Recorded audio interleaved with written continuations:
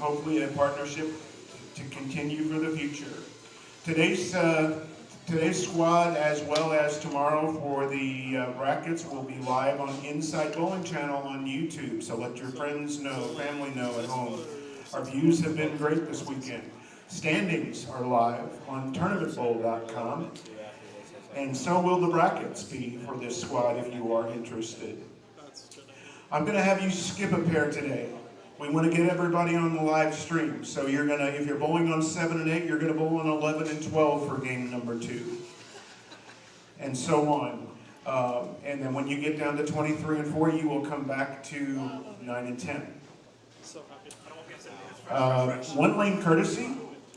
Please keep this squad on time. We've got one more squad tonight at 6 o'clock. I'm going to be bringing recap sheets for you guys to record your scores on as the games progress. There is a line for your hometown and a line for your USBC number. Please fill those spots in for me. If this is your first squad, there is a ball card. Please put the description and the last 4 of the serial number on that. If you are a re-entry, you do not have to do that again if you've already done it one time during the tournament, as long as I've got a record. There are verification signatures on the bottom. In case we turn the monitors off too fast and we can't retrieve scores, please sign each other's cards and make sure and tell me that the scores that are on there are correct. We are very, very hopeful. I'm going to do an audit in a minute to find out where we are on the number of unique entries, but we believe that we are, if not one away, we are there for 32-man finals on Sunday. And as soon as tonight is finished, we will be posting the brackets that show the matchups and the lane assignments tomorrow. So excited about that. I'm very pleased to be here. I didn't introduce myself at the beginning. For those of you who don't know me, I'm Dennis Hacker. I'm the tournament director, and they brought me out here from Missouri to do this job. I don't understand, but it's fun to be here. I love the place. I love working here with Mike Flanagan, Jim Callahan at the Inside Bowling guys. And I introduce our host, Mike Fagan, to say a few words. Thank you, Dennis. Thank you, everyone, for bowling the New Mexico Open. We're thankful to Steve Mackey here for putting on this event together for the last 20 years, and we're just happy to keep it going. We're excited about the possibilities for the future, and we look forward to seeing you all for many years to come. We appreciate it. Good luck and good bowling.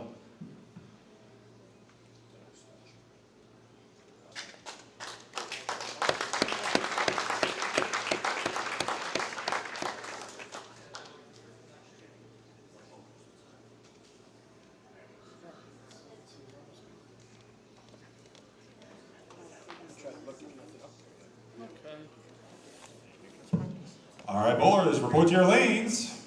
Your lights are coming on for practice. 10 minutes of practice. There's a full set of pins. Watch it have all the problems in the world again.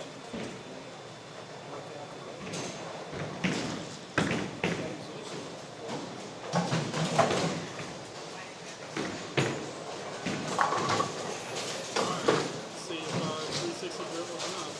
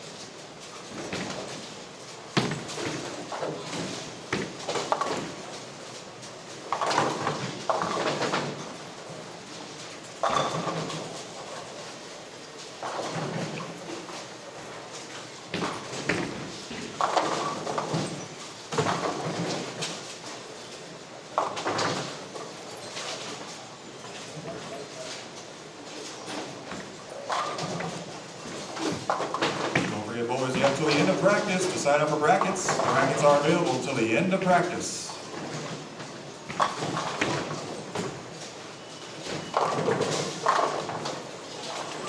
We could use a couple more people for the brackets. Come on up and get in. We need a couple more.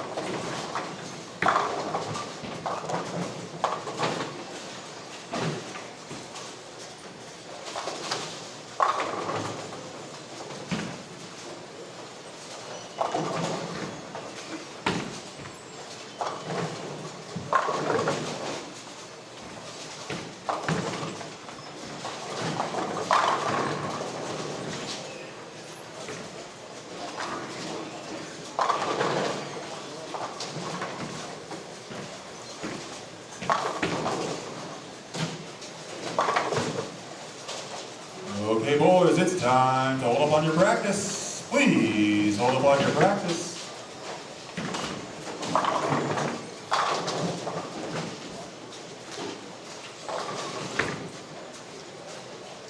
Get those lanes cycled to the number 1 position.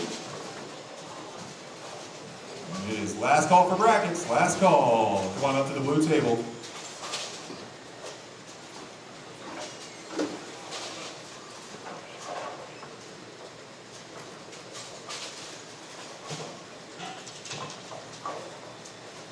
Alrighty, and once your arrows appear, you are in your tournament play. 6 games. Good luck and high scoring. Better look at how matches is. Holy crap. That's fine. Yeah, so That's game 2. game two. Game 2, Jack was a little bit too weak. It may work better back down there. It will work better down there. Your tackle's too clean. The purple's looking really good. So if you need something to wing it, then your actually good. But so far, stay with purple, dude. Alright, come on, go get him.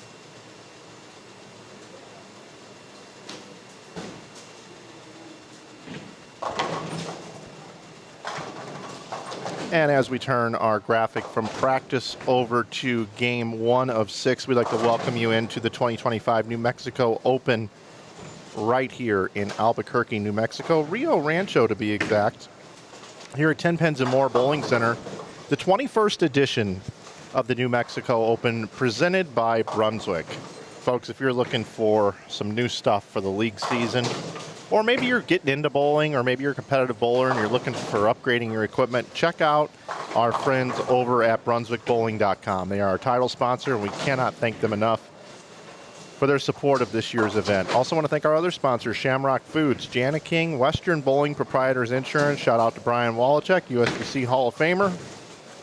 We appreciate all that you guys do to keep bowling centers insured. Also want to give a shout out to our friends here at Tenpins and More for being our hosts and being very generous with the lineage rates here this week. And of course, us Inside Bowling, bringing you the coverage here in 4K, courtesy of Sony. If you're not watching in 4K, you can click the little gear icon down below on your screen, and you can get it in 4K at 60 frames per second. First time we've ever done that, and it's this weekend here in Albuquerque. It's going to be one of those timeline moments here for Inside Bowling. Started streaming in 2010, first HD broadcast 2025 New Mexico Open. Really special for us. We have had, you see the F squad down there? Yes, that means to those of you that have ever been taught the alphabet, we've had A, B, C, D, and E squads already here. We had 27 players take the lanes on A squad, which was Thursday at 1 p.m. Then Thursday at 6 p.m. we had another 24 players. Friday at 9 a.m. we had C squad with 20 players. Friday we had D squad at 2 p.m. with 36 players. This morning we had 27 players take to the lanes, and they scored very well. We'll get to that in a moment. And we got 33 players here on this squad here for F squad. We also have a G squad coming up later tonight. The G squad, it's like the gangster squad. That's what it sounds like. They're not gangsters, but that's what I'm going to call it. At 6 p.m. tonight, that'll be the last squad. And the players are looking to make it inside the top 32 to make our bracket. We have enough entries that we are going to be able to have our 32-person man bracket. We are at 167 entries total with re-entries right now. And we have eclipsed the number of bowlers that we need to be able to have a 32-man double elimination bracket that'll start tomorrow at 8 a.m. The lane pattern tells the story. And that lane pattern, I'm going to pop up on the screen right now, is 47 feet in length, 35 milliliters of oil. It's fire oil. There are 7:2-2 loads on this pattern, and it's 1.81 to 1 on the ratio, and it's symmetrical, which means it's very flat and very demanding, very challenging for the players. I'm going to bring up our standings really quick.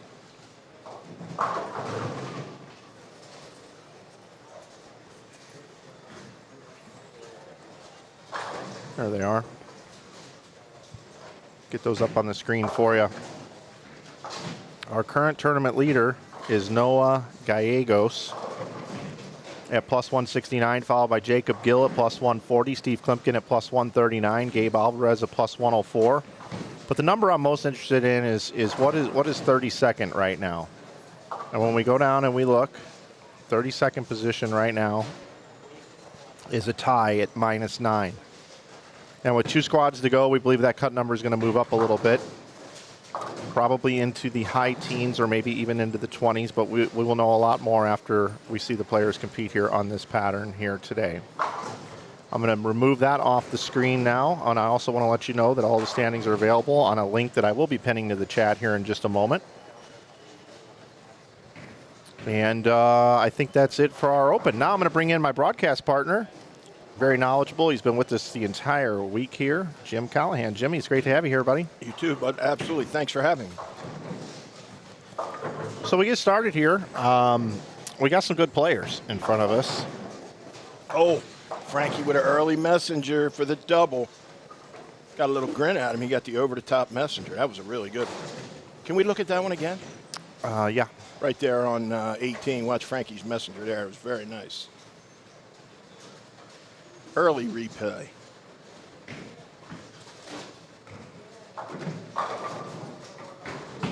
And asking you shall receive. Here you go. Watch this. Pins flying all over the place. Francois Lavoie is bowling with Dio Bernard. Playing the wide outside angle to get the optimum entry angle. Boom. Frankie come back with his chest puffed out after that one. Frankie's won the last 2 years, looking for 3 in a row here this year. Already has had 1 entry into the tournament. This is a re-entry for him. He is not inside the cut. Benny Vigil also on this pair. Timothy Jacob. You look over to the right, we got Aileen Linares, Frank Guccione, and Brian Waugh.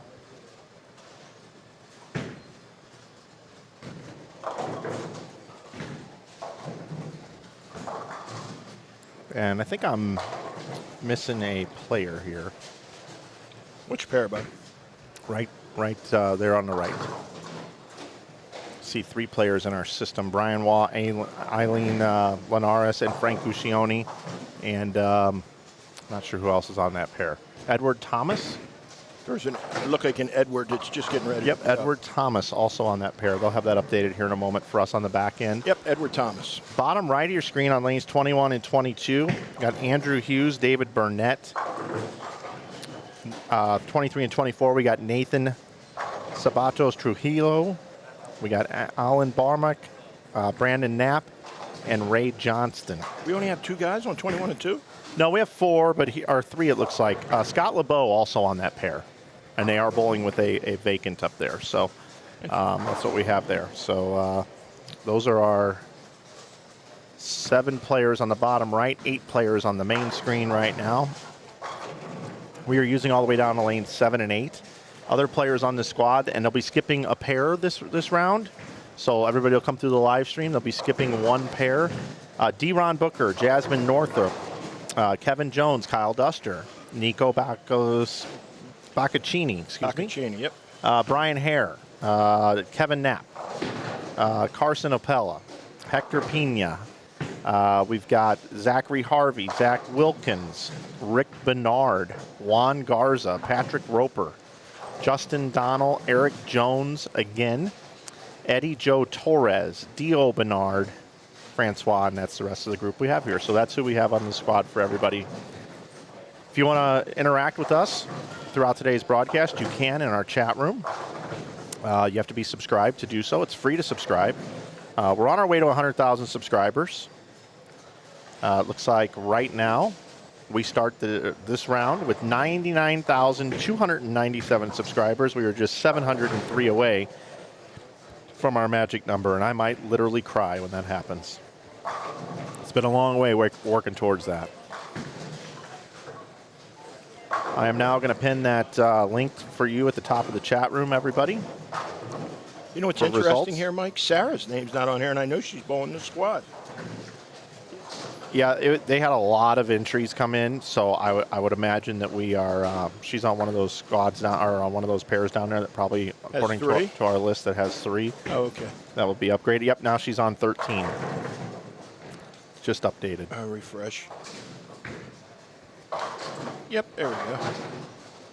Shout out to Dennis Hacker, USBC president, my good friend from St. Louis. We've been working together for a while. He's done so much in bowling. He created Parker Bone's website back in 1997. I mean, the man's done it all. And he's USBC president for 4 years. So congratulations to him on all he does for bowling. And thank you, Dennis. That is a non-paid job. A lot of people don't realize that the president of the United States Bowling Congress is a volunteer position. And we were able to get him to come out here, even though he's got all that going on, to be part of this event with us. So we cannot thank him enough for his time.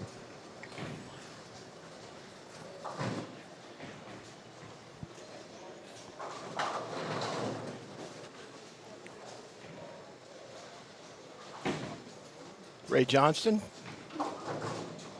Ray's got to get a little bit more right and watch his angles.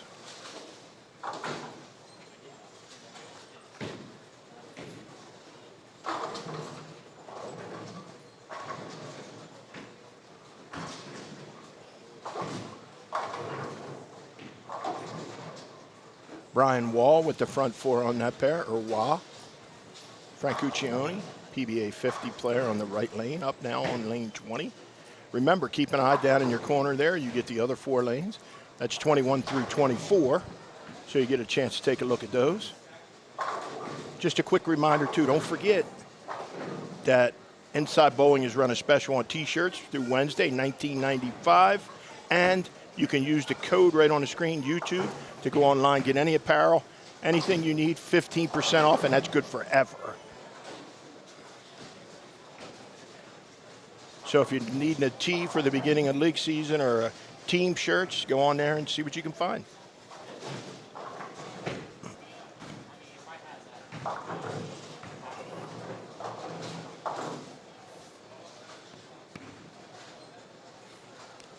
Dio Bernard up on lane 17. Recent PBA champion from, not last year, the year before. 13 regional champions. He's only 20 years old. He's a kid. Dominates the region.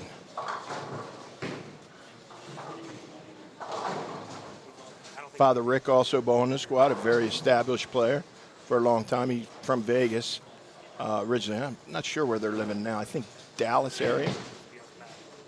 But, yeah, that's good family roots right there.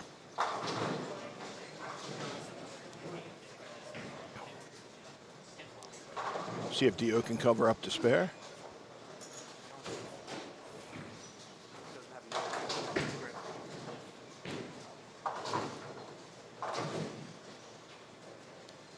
Let's see if Francois Lavoie can build on double spare strike.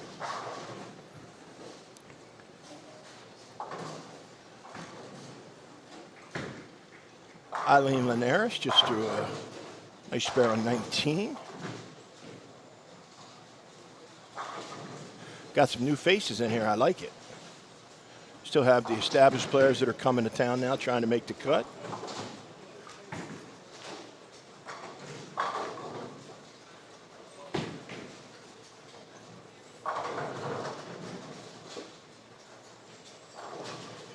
Front 5 for Brian Wall. Frankie, double spare double. Frank the Tank. They look a little bit tighter, this squad. Doesn't quite come off the gutter quite as crispy. We'll see if people, they may not be as far right as the last squad was either. It's a good look by Frank right there. Frank Guccione from Colorado. Father used to bowl PBA events. Lenny Guccione lives in Vegas now. Dio's going with the loft route there. Get it over the front a little bit so it doesn't catch that early hook.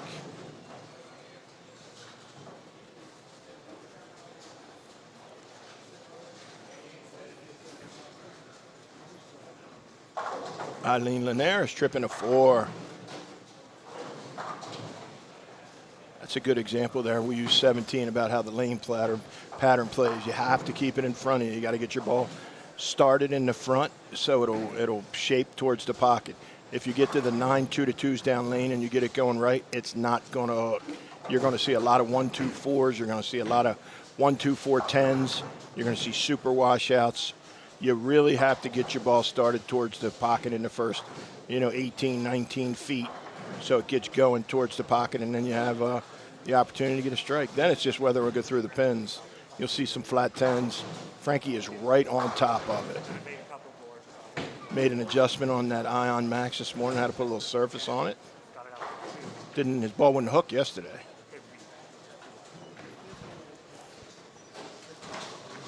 See, that's firm. He's got to get a little more right. Let me see who that was there. Benny Visual. Benny's got to move a little bit to the right so his ball gets started more in the front. Edward Thorman shooting a spare on 20. Try to get everybody in. Talk a little bit about everybody as they're playing.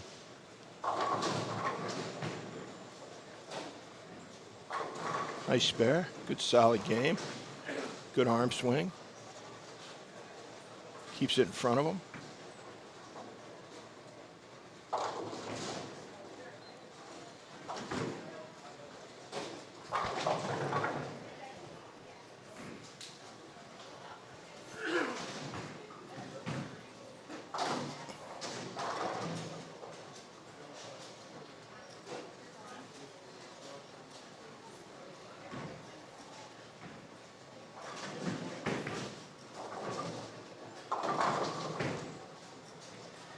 Front 6, Brian Wall.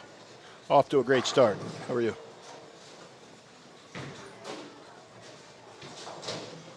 '15 and 16 was the magic pair last squad. We had a front 11 for $299. We had Simo had the front 10, and then Sarah Clausen had spare 11 bagger for $290. So 15 and 16 gave away a lot of score last squad. We'll see if the same is in play this squad. 23 and 4, if you're looking at your bottom to the right. 23 seems to be a bit tighter. If you don't get it started towards the pocket, tends to want to fall off, and you'll see those washouts and those super washouts. So keep an eye out for that on 23 and 4. Bottom right, the right pair.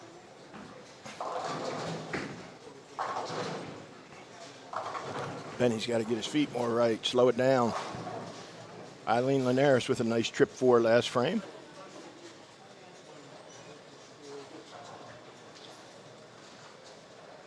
Right off the corner. Flat 10, it's okay. Control the pocket.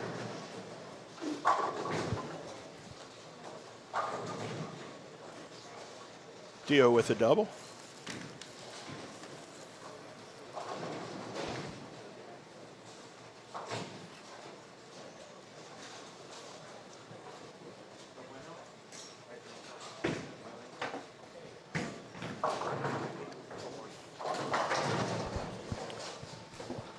All right, I'm back. I want to give a shout out to one of our favorite chatters here, Claudia, with a very generous donation here. Thank you so much, Claudia. We do appreciate the super chat. Says, rooting for my two-handed left-handers, Claudia is. God love you, Claudia. Jones and Bernard.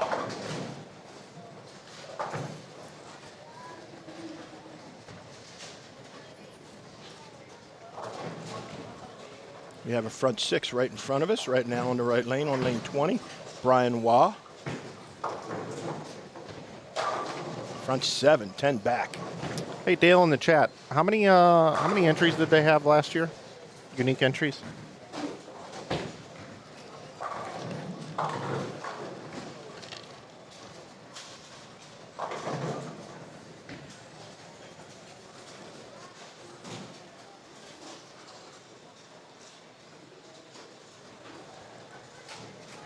See if Frank Guccione can get it going. He's got plenty of hook.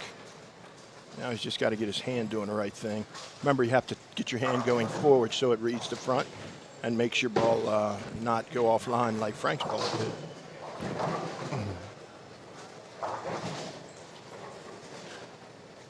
So Dale, last year 164 bowlers, and I believe it was $300 per entry. Dale. 166 for last year. Oh, Dale says 164 plus, so we'll go 166. We'll take your number times 300 bucks.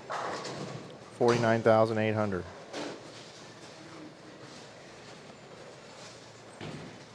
In entry fees.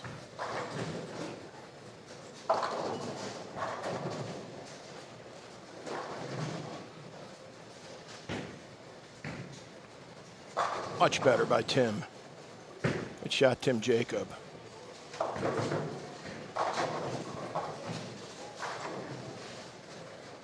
Eileen Linares has a nice little look there. Over to the right, keeping it in front of her, making good shots.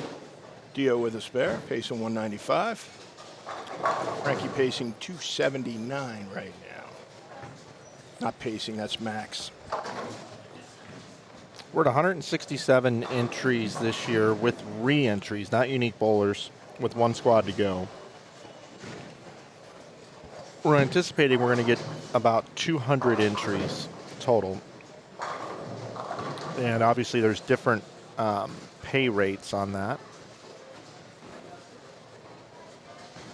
So let's take 200 entries times, what's the median here? I wasn't part of 5 for Frankie. Taking entries. I don't know. I guess we'll take in an average of 2 1/4. I think that might be a little low, actually. Today they're paying 300, I believe. Yeah, I think a re-entry is 250. We had so many on day 1 and day 2. That's 45 grand. Put it at 2 1/4 cost average.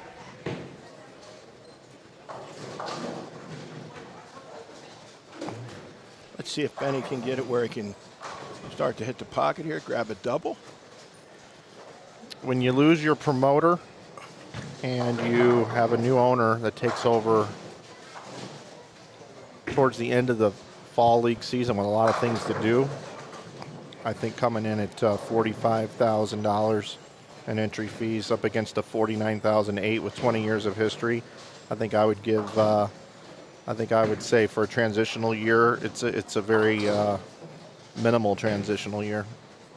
It's one man's opinion.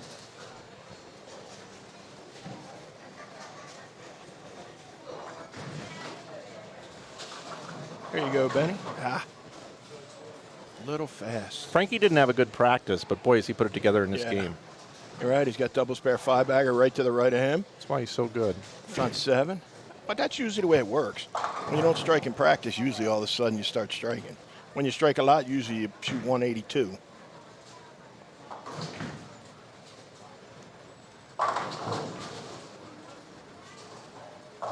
It's playing that early hook, boy. Yeah, it's got to sit there. That was very aggressive. Got right really quick. He's actually getting it to bounce off the gutter. Seems to be the only one really getting that shape. Brian Waugh is nowhere near the gutter, and he's got the front 7. He's closer between, I haven't seen a bunch, but like 8 to like 10 or so, maybe 11. Frankie covering a spare. Pacing 247. That'd be a great start. Let's see if Brian Waugh can keep it going.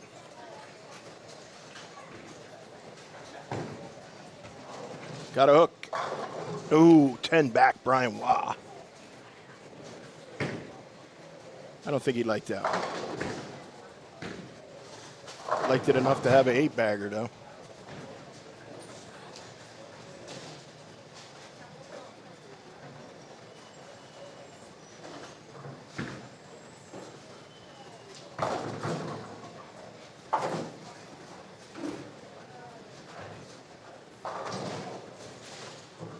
Let's see if Eileen Linares, she's had a really good look, Mike, controlling the pocket.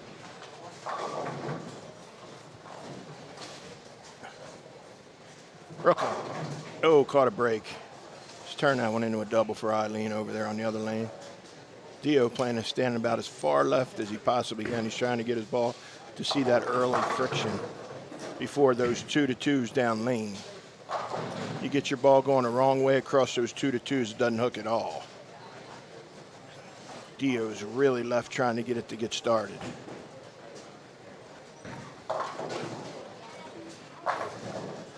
So a lot of people have good looks early today, Mike, and their looks got considerably worse as it went on.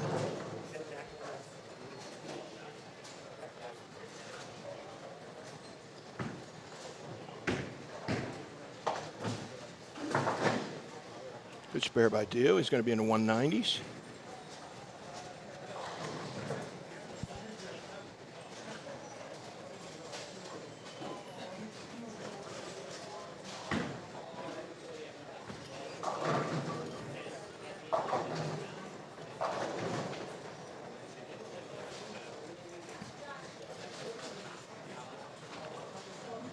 Frank's not happy right now. Can't hit the 1-3 consistently. I guess I got to kick into gear and put these standings in, put these scores in, don't I? I was kind of curious. Yeah. Well, I'm glad you're a curious gentleman over there. Curious George, that's my name. The Distinguished Gentleman movie. I need to watch that again, by the way. Eddie Murphy, what a great movie that is. The Distinguished Gentleman. Tim Jacob, looking for 170. Got Brandon Knapp had 179. You got Nathan Sabatos Trujillo, 171. Brandon Knapp. Where am I at? 24. I'm starting from the right and going left. Okay, I was starting on the left and going right, so that's why I was so confused. Yeah, All right, so what do you got, Brandon Knapp? 179. Yep. Both guys on the left had 171. Nathan and Yep, Allen. 171 each. And then 157 on the bottom. Ray Johnson. 157. Okay. Then Frankie's pair, which is right in front of us. Benny had 145. 145 for Benny, 193 for Dio. And that's all we got right now. 193 for Dio. Yep. All right. That's all we got right now. Perfect. Thank you, sir. Well, we got an 8-bagger, or 9-bagger now. I missed that one looking at scores.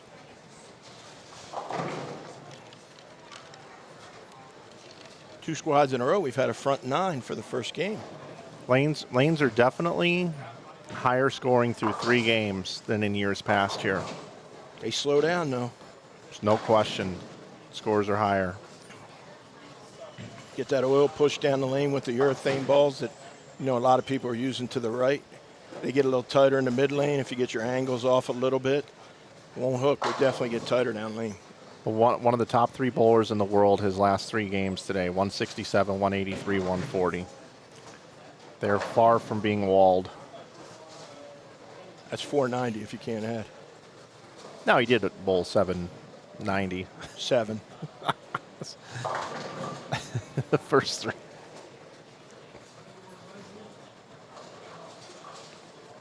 Man, forgot where he was standing. Little crowd starting to come in here. I like it. I know.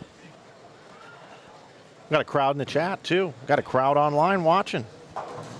Love it. A lot going on. If anybody has any questions, just give us a holler. Frankie is manipulating that dry like a violinist. You know, he just nice. When he got it right a little quick, it went high. Yeah, last night he told me this is what he didn't want to do, but I think the friction to the right is so clear cut that he has to do it. And he's still good, very good at it, but it's not what he wanted to do. Andrew Hughes had 170 over there. David Burnett, 188. Correct. And then Scott LeBeau's the bottom. He's going to be in the 160s. Okay. Trying to help out Dennis here. Man, those scores went away quick. They're jumping right on, starting the next game.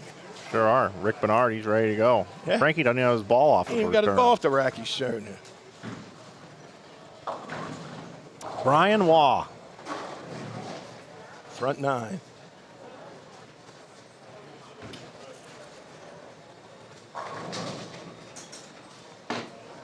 Looks pretty confident.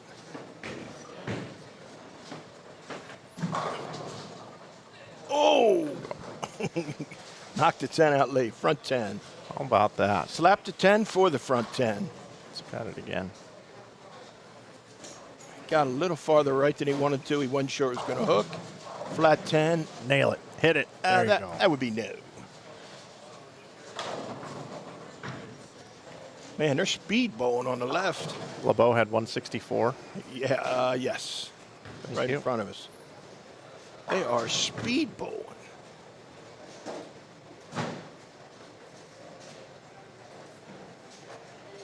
Can Brian Wall get front 11?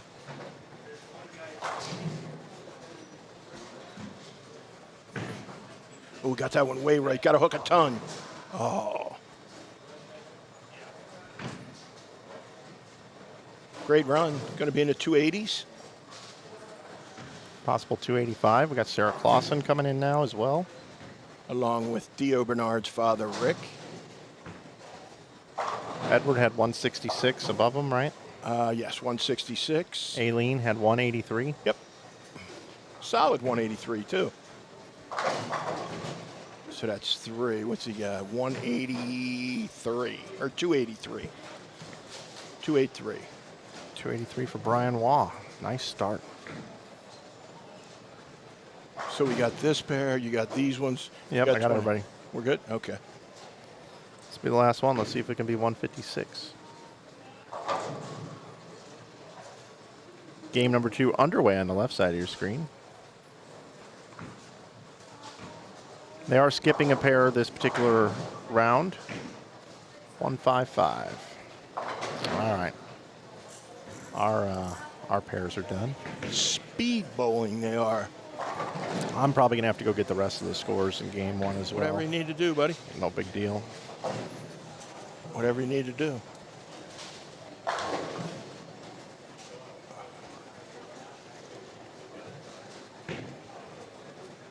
James Garza. Let's do a quick read of who we got in front of us here. 13 and 14, which is now 17 and 18. We got Rick Bernard up on the lane right now.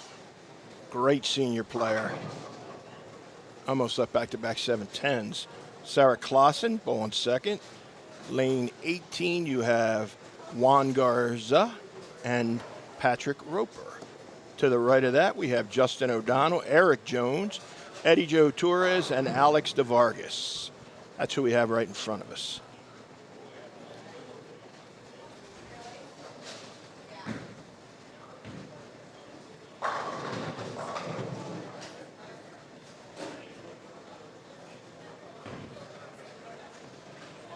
Nice shot there by Patrick Roper on lane 18.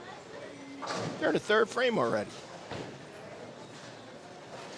I think I'm watching a Savannah Bananas game. Got to be done in 2 hours. That's true. That was fun watching that last night while we were doing the Pro-Am. I like that.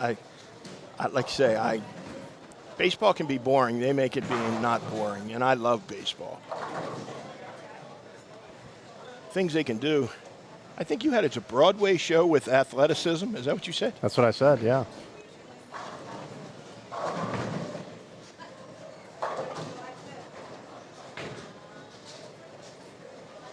The backflip ones get me. How about the play where the ground ball to the third baseman, and the guy caught it between his legs at first? Like that's how it's supposed to be done. If you ever get a chance, watch the Savannah Bananas. They're incredible. Sell out everywhere. Rick Bernard with a solid 6 pin comes across and knocks it out. Yeah, you ever get a chance, watch the Savannah Bananas. You'll enjoy it. Hottest ticket on earth right now. Sell out everywhere. Every stadium they're going to. They started out in little minor league stadiums. Now they're in major league stadiums. You can't get tickets. And next year they're going to football stadiums. That's how popular they are.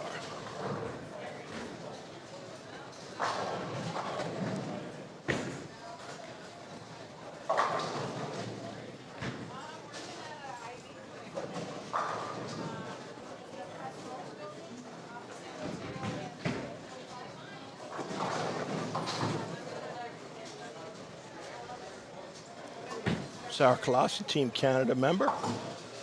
Wichita State national champion.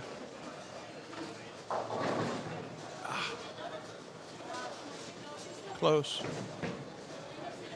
Got to be patient, that's the key. I mean, if you're close, you get your 8s and 9s, you make your spares, Mike, you grab a couple doubles a game, shoot 206 and move on, you know?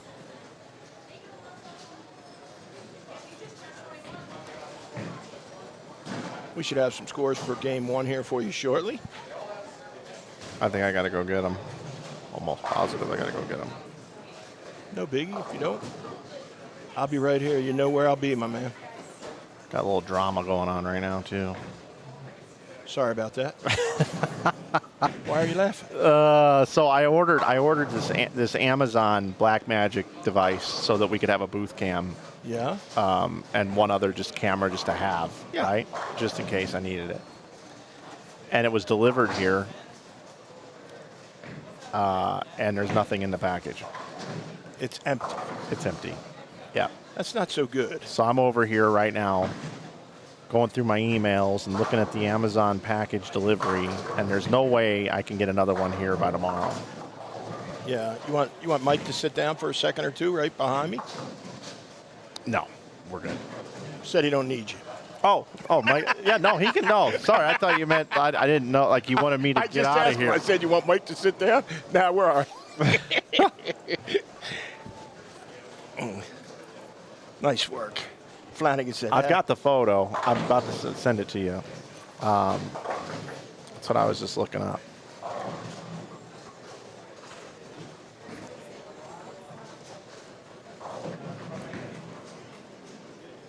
Like, which way is the label facing? If the label's facing this way, is this the end that's open? So, yeah, I don't know.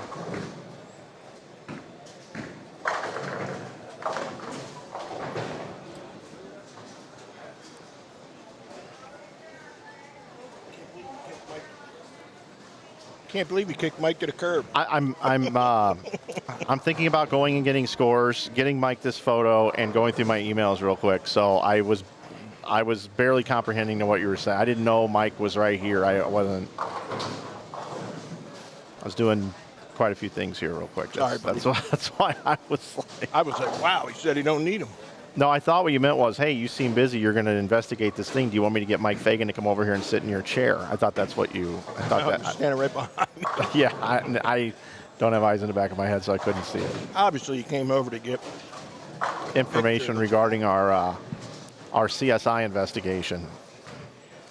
Okay, I believe I am now going to go put in the rest of the scores for game number 1. whatever you'd like to do. I think that's what I need to do right now. Sarah making a mental mistake there. I'll get you set up here with a with the chat here. You're good to go. All right, I'll be right back. All right.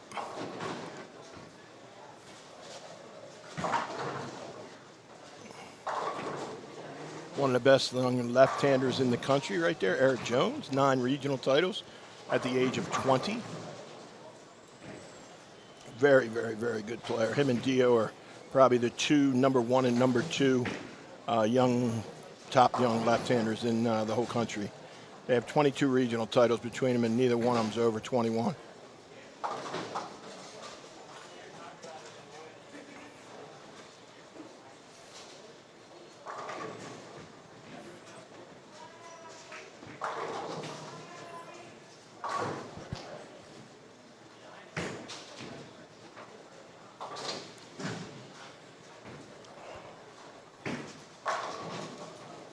We'll have Zach Wilkins on next.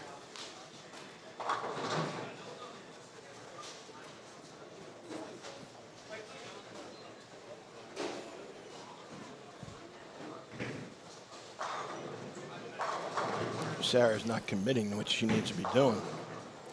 Bent over on that one, got forward, elbow gets over. As soon as you bend over at your waist, instead of using your legs, you get forward and you get your elbow around it, which then you don't have any control of your swing line to your target line. Missed another spare. That wasn't a makeable, that was a split.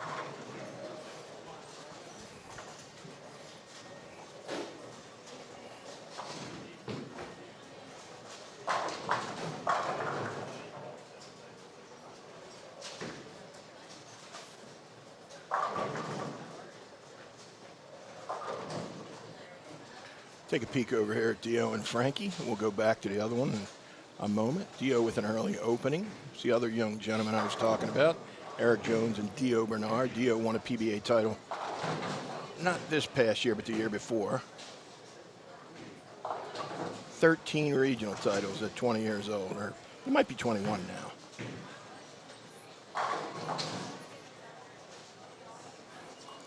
This guy is not afraid to win. See how tough they are. Get it going, you get it going left and not up the lane enough, it will not hook. Same on the right. You get it going away from the pocket, it won't hook. Just like that. There's two perfect examples. You got to have the right speed, you got to have the right launch angle, you got to have the right ball. All those things will give you the opportunity to have good ball reaction. If you don't, you're not going to have it. There's been a ton of 120, 130, 140s. So they're the games you have to control. If you can bowl 180 or 190 on the really tough pairs, pair to pair is very difficult here. And then you get the pairs and you bowl 220 or 230 on the easy pairs or easier pairs. Like 15 and 16 has been very high scoring.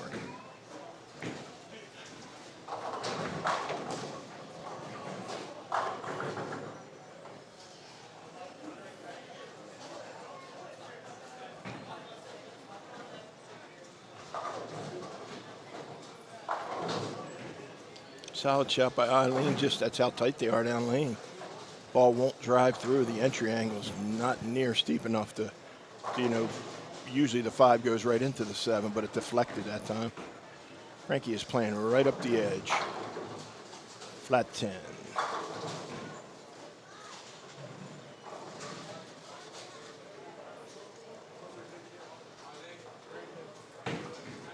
That angle seems to last about 4.5 games, and then with all the urethane balls, they just get so tight down lane that if you miss right, it doesn't hook, and then if you get it going up lane, it hooks.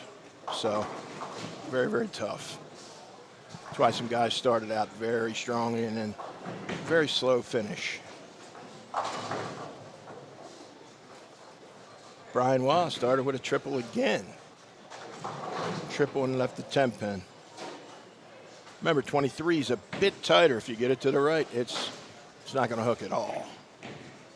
So you really have to be direct on 23.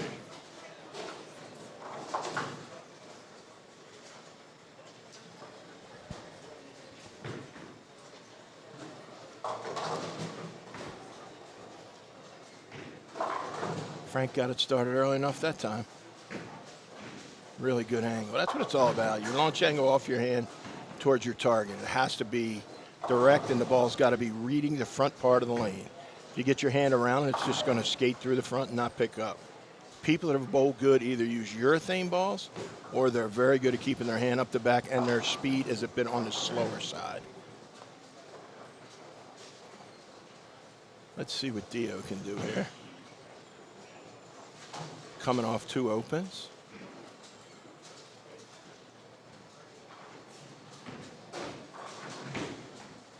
Got it over the front. Still not early enough. Rolled the 3-pin forward, caught a break. It's not getting started towards the pocket quick enough. And him lofting over the fronts, it's actually not helping you. Because remember, the ball can't hook in the air, so I would, if I was Dio, I'd get it down into the lane a little sooner so he can get it started to shape towards the pocket.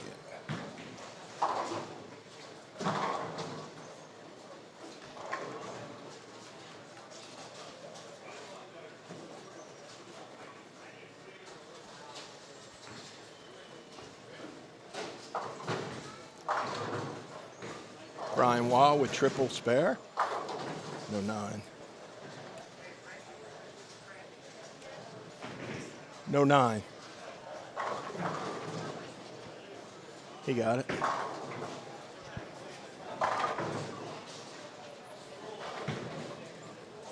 No 9.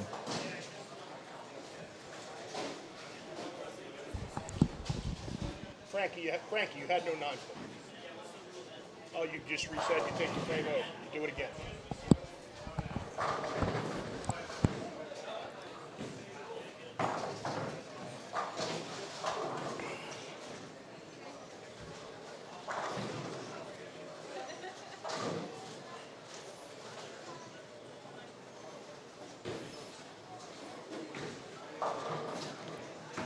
Brian Waugh, big spare, 98 through 4.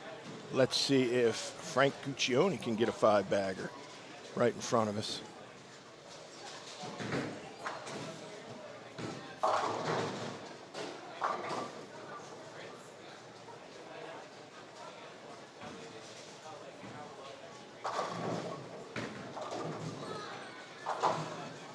Frank holding his ball out to the right, make sure it's in a good spot for a good push away.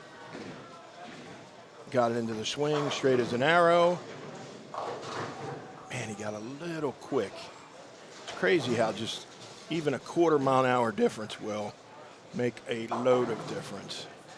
I think Frankie would have taken the flat 10 instead.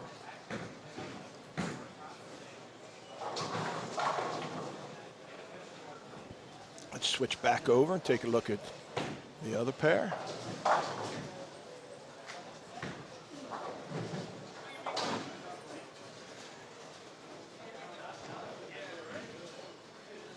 Alex DeVargas getting ready to step up on 19. Strike spare 4-bagger.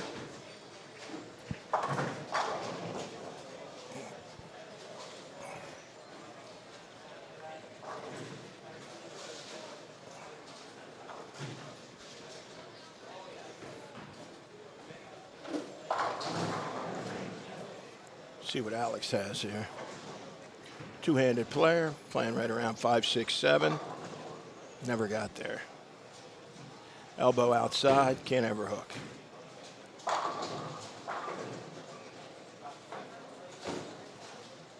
That's out on the gutter right there. There's where you get your ball to hook. Great shot right there. What do we got there?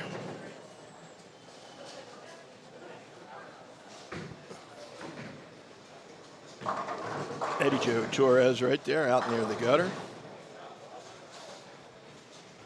Rick Bernard was struggling. Can't get his ball to hook in the right spot. Juan Garza up on the left lane. 17. Miss left. Let's see if Sarah can figure something out and bail it out here.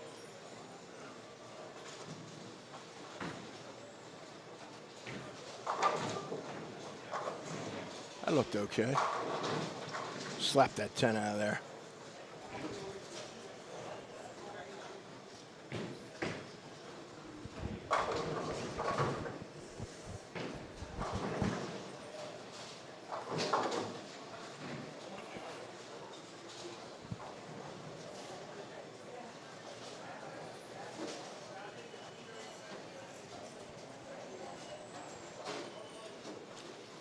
Back over to Frank Guccione. 4-bagger spare. Got a little quick on the last one. Got that one way right. That's not hooking. That lane does not hook.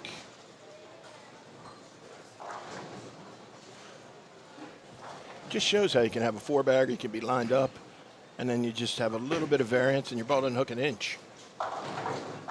Brian Waugh with a bad break. 4-9.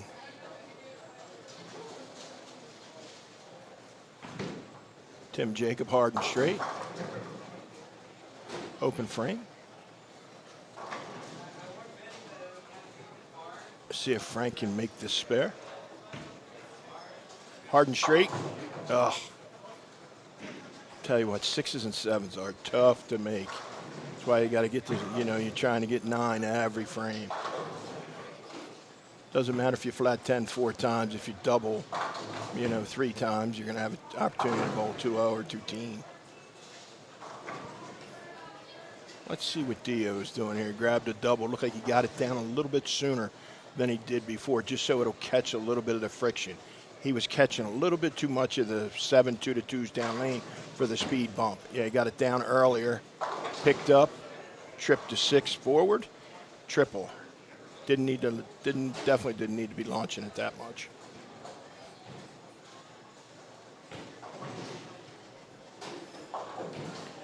Edward Thorman here on 23, way out to the right. 10 back, good shot by Edward.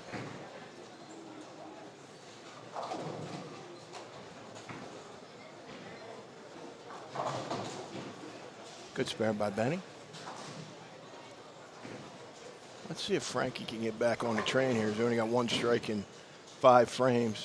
This pair's been pretty tricky. 21-2 has not offered very many big scores.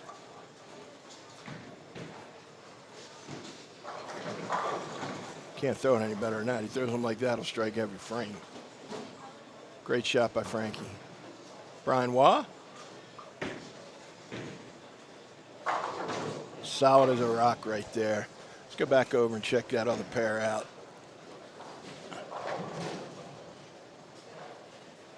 See how they're finishing up.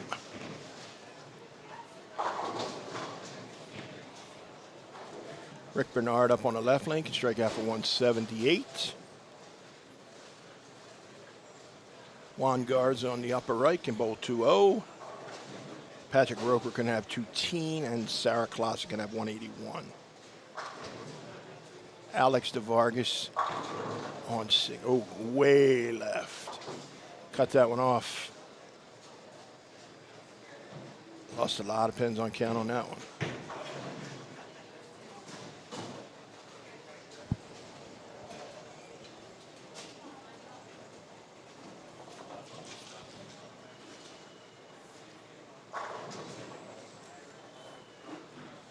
We'll have Zach Wilkins in camera here next. See his pink hat right there. He'll be moving over. A couple Team Canada members there, Zach and Sarah.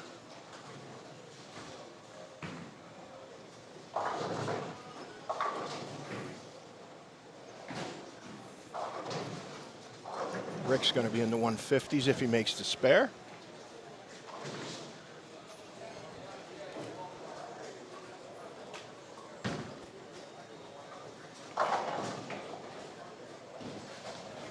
I'm back, brother. And shuffling back and forth, taking a look at our TV pairs. I think I turned off the little picture-in-picture, didn't I? You did, but it's okay. I've been going back and forth. Okay. Frank Guccione started out strong. I think I got scores, brother. I think I put the scores in. Good, good, good. I got stopped talking to a couple folks also. You know how that goes. Dear Bernard found a 4-bagger. Do I look worried about it? Nope. Not at all. All right, let's see.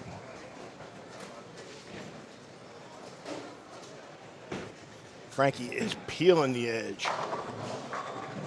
Got the 10 out. Big double. Frankie fouled, or Frankie had the no 9 pin, left the flat 10, reshot, and got a big 4. Or no, he got a 4-6. I'm sorry. So that was a big swing for Frankie right there.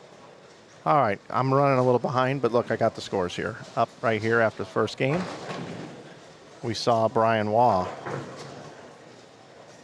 right in front of us bowl Brian that big Waugh's game. got a good look again this game. Started with a triple here as well.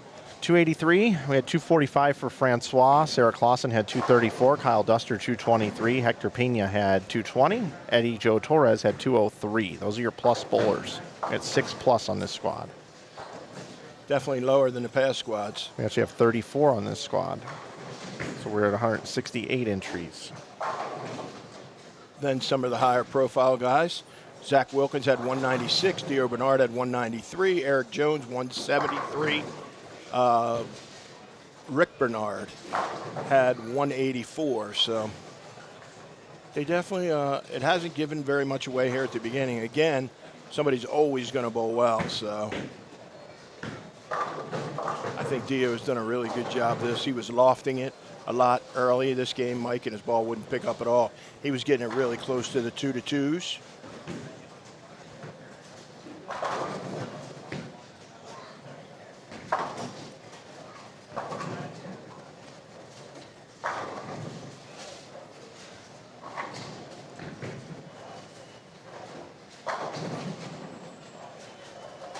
Welcome in 456 viewers here. I've got a link pinned at the top of the chat with all the results, all the game-by-game scoring from this entire event, courtesy of our friends over at tournamentbowl.com. Let's go over here. They're finishing up.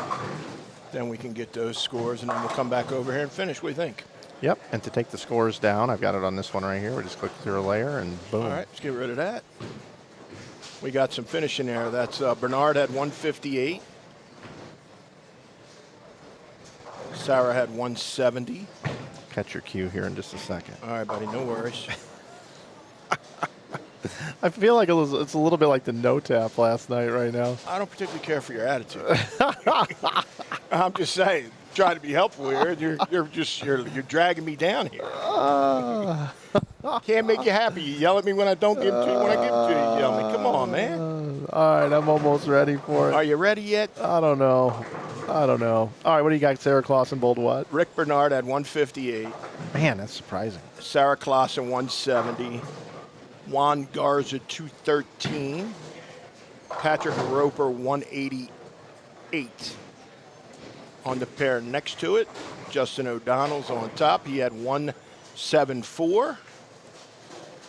And I believe that's 200 for Eddie Joe Torres. Let me look. Yep, 200. Eric Jones just finishing up. He's going to be in the 2 teens. Walking back like he's 58 years old. The kid's 20. Look at him. Limping back. He's an interesting kid. He's got some quirks to him. You know what I mean?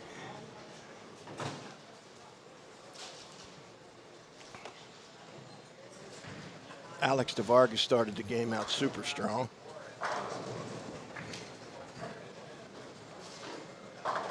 He had a rough 8th frame. Missed a headpin to the right.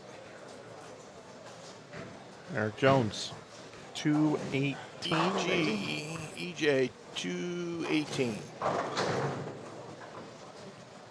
One more score here. We'll jump right over. We'll be right in time. Bing, bang, boom. Ready for that? Are you okay with that? Or was that a little I'm great. a little slow? I'm great with that. I want to go at your pace so you feel good about yourself. Yeah, I want to make sure I do it. You know, it's all about you. I am almost ready.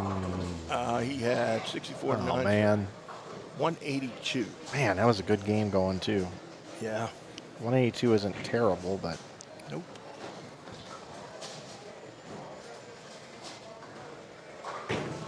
I feel like when you hang out with you know what's interesting? That as soon as you find out you could do something, you get thrown right in. Well, that's what happened with me with the score. I understand it. We tried to be funny yesterday, and now I'm the permanent scorekeeper. And now you're a scorekeeper. Actually, I think Dennis is making the rounds this time. Oh, is he? I think. I'm going to tell you in just a second. No.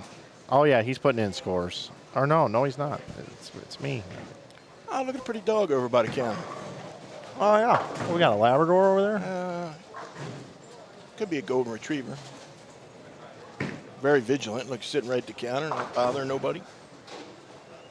Dio Bernard, pacing in can get to the 220 if he strikes out. All right, we got to do this right here.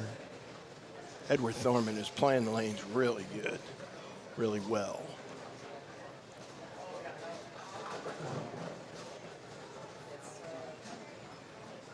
Right out on the gutter. Giving it a chance. Oh, he just great. Grabbed a big double, gets him into the 2-0s. Frankie can still have 2-10.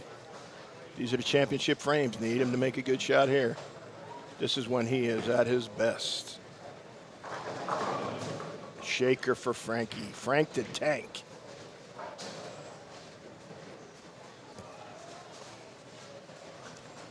Frankie always looks like he's mad. You know that? Always looks like he's ready to fight somebody. He's not like that, though.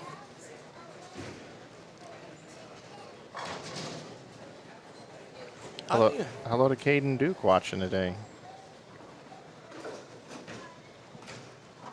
I need to get my poll question ready for today. We haven't had one yet. Poll question: is Mike going to stop bullying Jim around? I don't think I'm bullying. Are you ready now? I gave you a few seconds because they're not in the 10th. Yeah, I'm ready now. All right, let's see what we got. They're just finishing up. 206 for Edward? Edward. Eileen had, she's a solid bowler. Aileen's a great bowler. Aileen's Yep. really good. Called her Eileen. Sorry She about loves to play up the boards. that. She's bowling in the right tournament. Then I right know. now. That's what I was told. Brian Wah is going to bowl 2-0 this game if he makes the spare.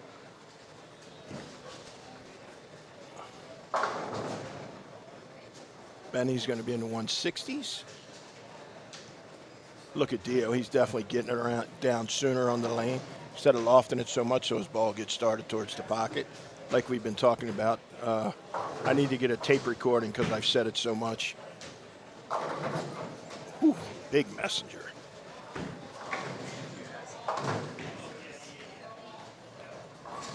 Dio's got a lot of tricks. He's really good at backing it up, too. Saw him make the cut in the Nevada Masters last year. Had nothing on the left, backed it up, bowled 720 on the right to make the cut.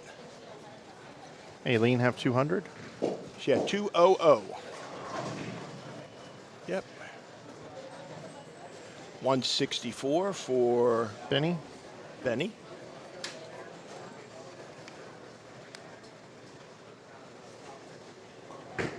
Oh, we got that one way out on the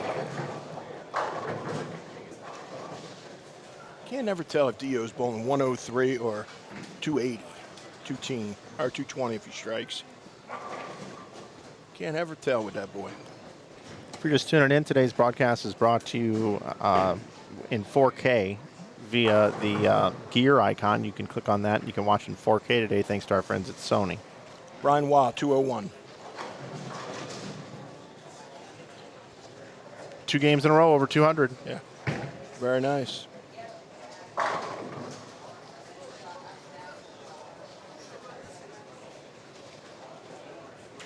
Nice shot by Tim Jacob.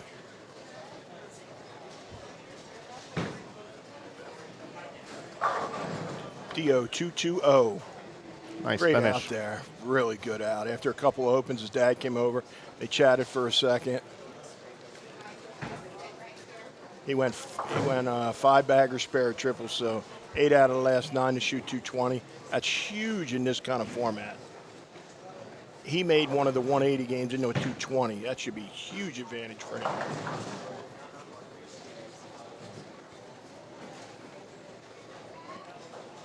Waiting for Frank Guccione to throw his last shot. If he strikes, he's got 214. 214.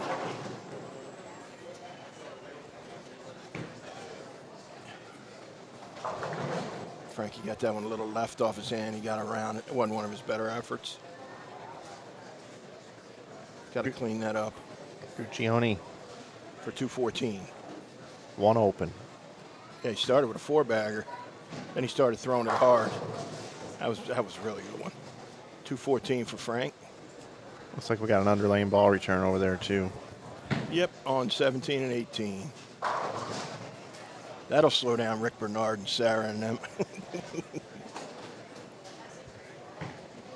Frankie with a spare. Going to be in the 190s. Way the game started, I don't think he's super disappointed with that. After bowling 245 the first game.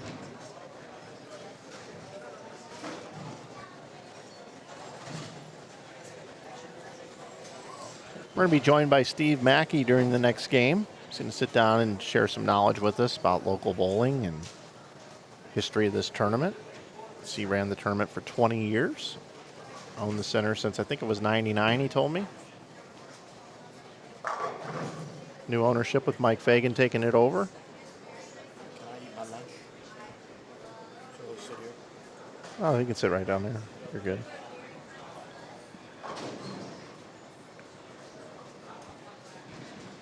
Frankie finishes with 195. I think that is. Yep, 195.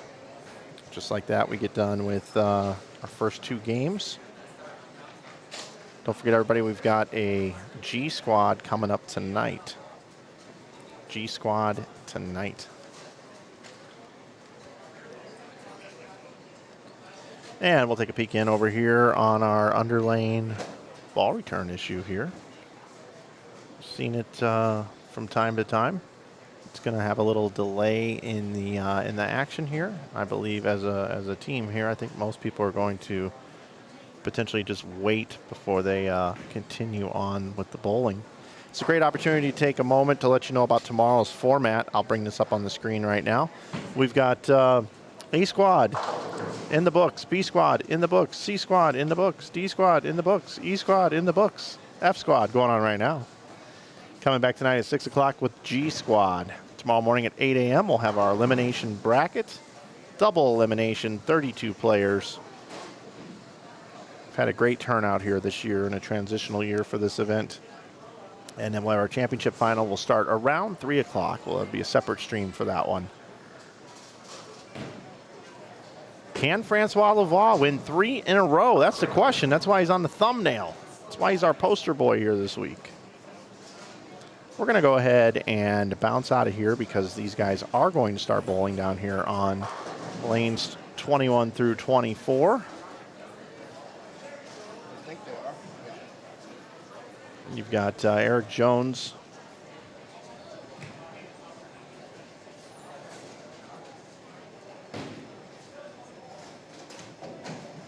Justin O'Donnell, Eddie Joe Torres, and Alex DeVargas on the right side of your screen. Left side of your screen, Rick Bernard, Sarah Clausen, Juan Garza, Patrick Roper.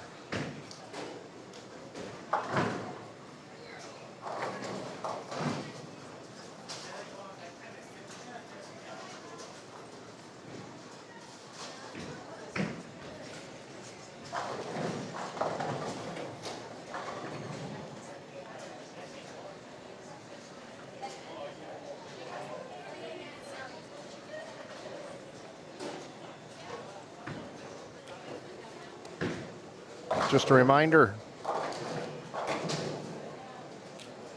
this tournament's presented by Brunswick. If you're looking for a new bowling ball, bag, shoes, whatever you may need, check out brunswickbowling.com and their family of brands. They have 7 of them. Also want to give a shout out again to our friends at Shamrock Foods, Jani King, Western Bowling, Proprietors Insurance, Tenpins More, and of course us at Inside Bowling. We've been talking about it all weekend, but if you didn't know, we're running a special on our website, $19 for all t-shirts. We have over, I think it's up to 900 designs now. If you want to support what we're doing here and you're enjoying this coverage, you can pick some stuff up over there. We also have a coupon code that's good year-round, and on the other apparel items, including hats, polos, hoodies, you can save 15% with the coupon code on the left side of your screen called YouTube. I tried to charge too much money. I said $19.95. Sorry, 19. 19, yeah, 19. My fault. It's all right. If people pay $19.95, I'll give you 95 cents for the promotion. All right, you hear that out there, people? Fire in. It's like another version of GoFundMe for Jim Callahan.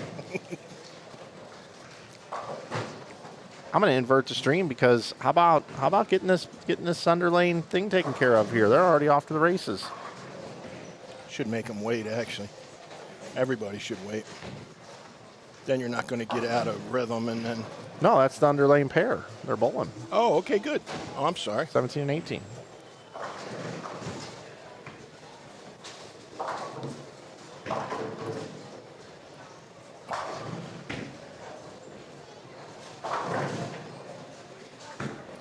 Looks like Dennis is back on the score train. Only waiting on one score to come in. And then we will be good to go. Oh, they're all in. They're all in. How about that? All in. Guy's quick. Quick with a joke ought to light up your smoke, but there's some place that he'd rather be. Your boy Carson's playing the gutter again. Yeah, I don't think he's comfortable there, but he knows that's where he's got to be. Because he knows that it's me that they're coming to see to forget about life for a while. All right, here we go. Back to the bowling. That's incorrect. Incorrect. Second scores. game for Sarah. She didn't have 234. She had like 170. So I didn't mean to go, hey, that's wrong, but yeah. Well, I was responsible for putting that number in. So what happened? You made a mistake? I heard some. I don't know. I don't know what I did there. I'm at about 170. I'm gonna pull. I'm gonna pull it down. I'm gonna pull it down right here. I'm gonna pull it down right now. Frankie 40 over. I think Sarah's about even or a little bit over. Let me go see. She's right in front of us on 21 and 2.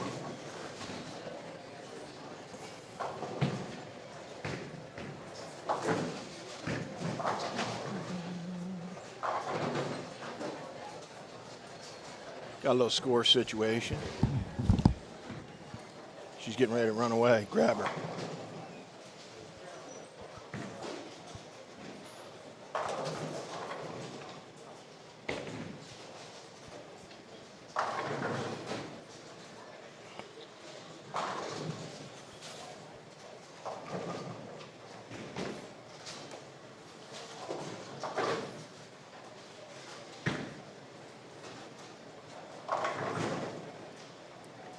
You know what, Mike? I'm a team guy. You know what? You can blame me. I'll take the heat for it. How about that? I don't know. I must have saw something. I don't know what I was doing. Okay. Let's try these scores. Let's see how these look.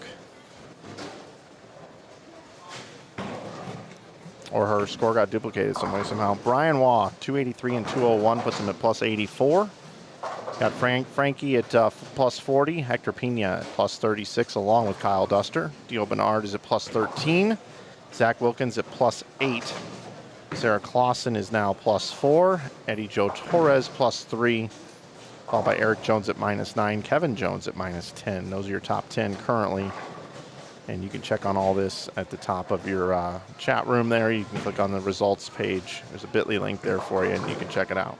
The good thing there, if you look a little farther down in the standings, Mike, you know, Edward Thorman had 160, then he bowled 2-0. Frank Guccione bowled 150 and then had 2-1. You know, Zach Harvey had 147, bowled 215. Juan Garza 146, 213. So guys are, you know, adapting, and hopefully that those scores keep going up.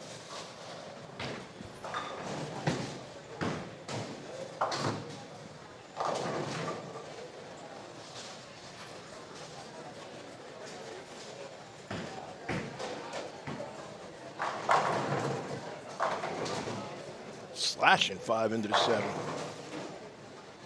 for Sarah. Got Kevin Knapp right in front of us. Carson Appella and Hector Pena, who's bowling very well.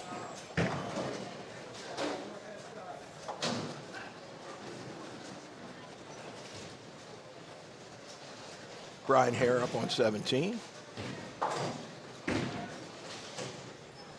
He's got the same last name as that Adrian girl. They could know each other.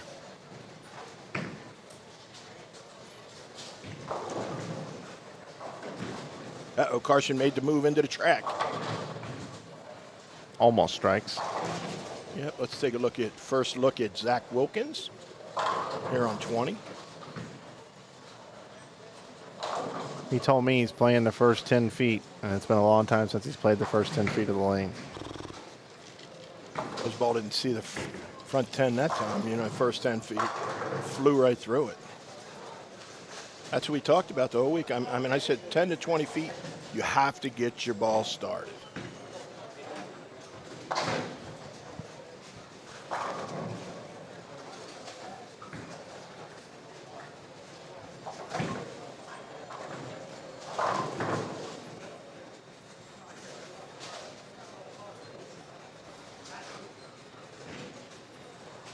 Young Nico Boccaccini up. Uh-oh, could be a bug. Man, he looks young. Does he look young or am I old, Mike? Which one do you think it is? Which person? Nico, the young kid right Oh, here. yeah, of course. Is it because I'm getting old and everybody looks young, or is he really young? He's really young. Okay, thanks.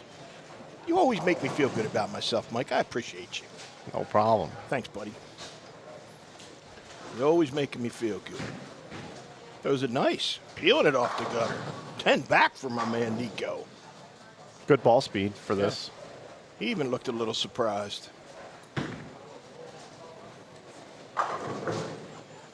Eric Jones cannot get his ball to get through the pins. He don't look too happy. I'm not envisioning that he wants to bowl at 6 o'clock tonight. You know that? I don't think he wants to. And he's got a score of 15 over. It's going to be interesting if he is going to need the bowl.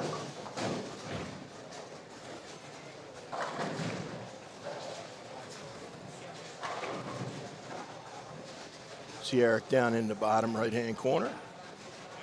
Shooting a 7-pin. Sticking and missing it.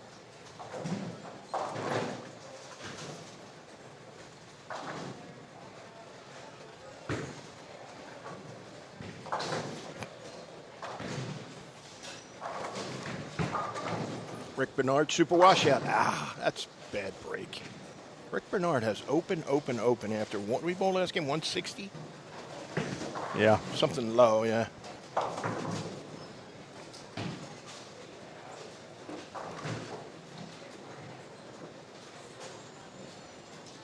$184, $158.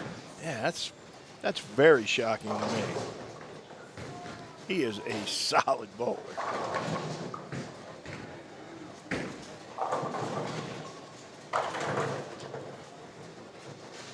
Eric got that one to get through the pins. 7-10, knocked it off. Looked up at the score like, hey, that can't be me.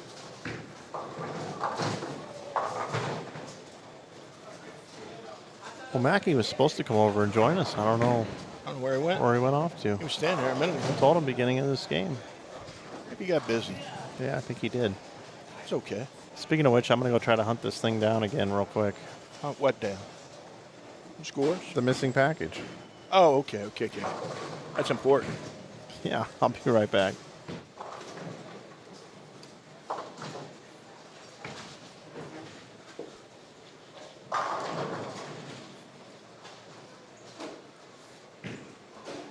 Good shot by Alex DeVargas.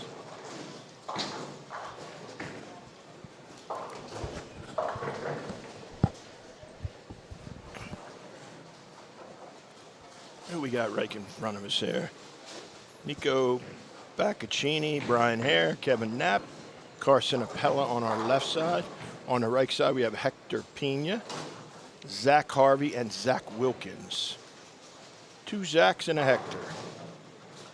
Got D-Ron coming our way next game. Everybody looks like they got a decent look to the pocket.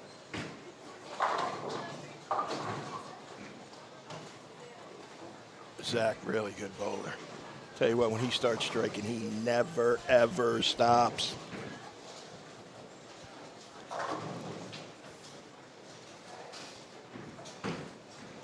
He bowled 1455. 1455 out of a set of 1,500, which is ridiculous. Out of 5 games, he only gave 45 pins back, so he averaged almost 290.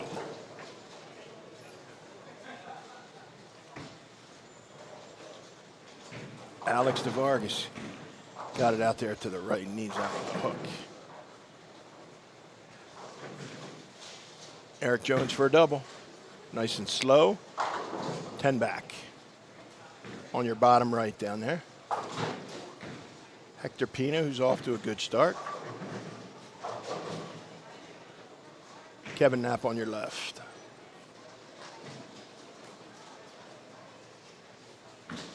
Hector playing way out to the right. Ah, bad break. I thought that was good off his hand. 4 pin.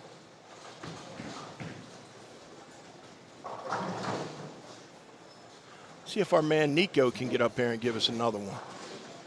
Working on a double. Got really good ball speed. Got a little steep on that one. Got it going to the left. Never read the front soon enough. Got slowed down by the 7-2-2s.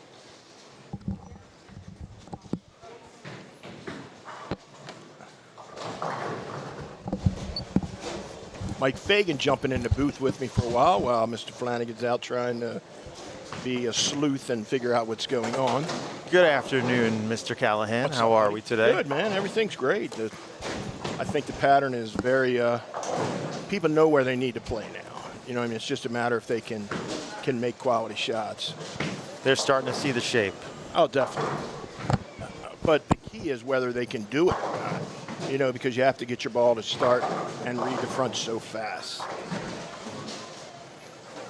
Yeah, if their hand's not in the right spot, it's just not going to read it the right way. It's not, you know, it might be all right on 1 pair or 2 pairs, but going across the house is going to be tricky.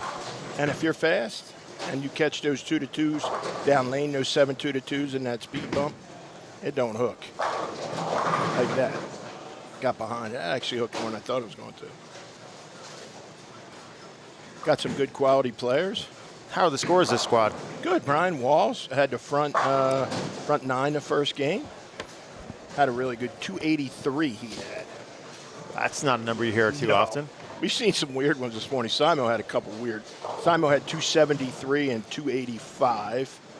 And then that gentleman had 283. Thank you. I should say thank you. Yes, sir. Excuse me, sir. Yeah. I'm sorry, sir. Look, beat me down again. Mike, he's been rough on me today. Flanagan's been brutal today. Let's go over here and take a look at Eric Jones and Sarah Clausen. Both of them they got a 13 over and a 15 over in the house, Mike. We're not sure if that's going to be enough.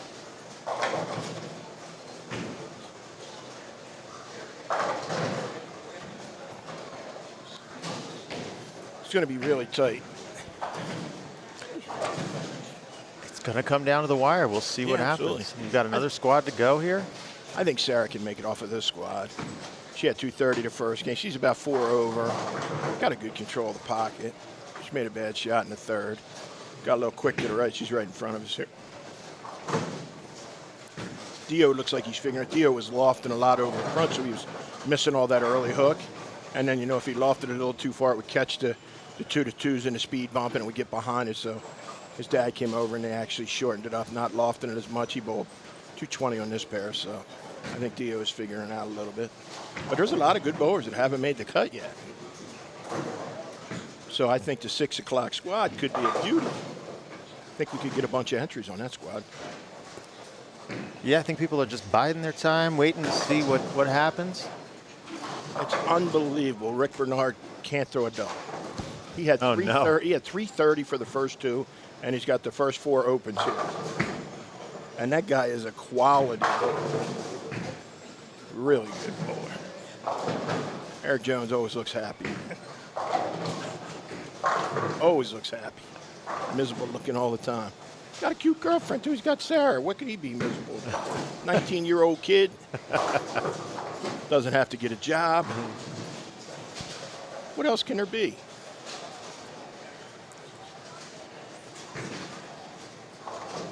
If she stays upright, and she doesn't get forward with her waist where she gets around it and it scoots a little more in the front, her ball gets to the pocket every time. I'll tell you, the 4 trips really nicely here. I agree. That little high hit, especially when you're trying to keep it in front of you. Yep. You get that 4 to trip out.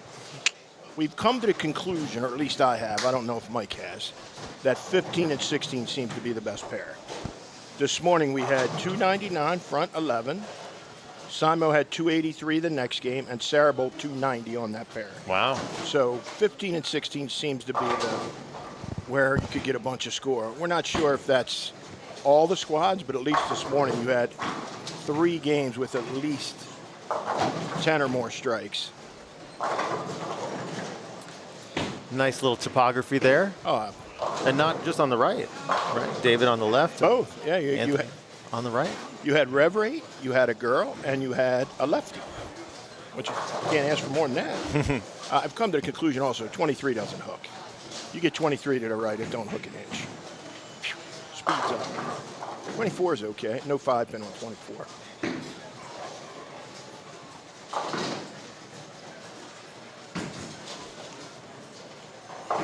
Yeah, if you get it too far out on the lane, it just won't pick up.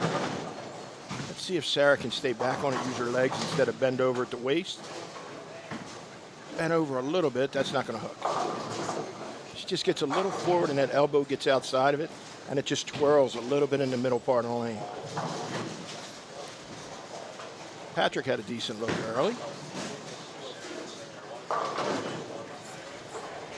It's amazing just how small a variance you can have, that it's like it's one board in the front and then it goes like it's 5 or 6 boards down lane. Got a good game right here. See if Eric can finish.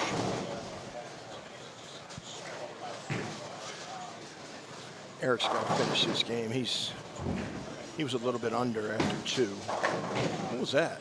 Did you hear that loud thing?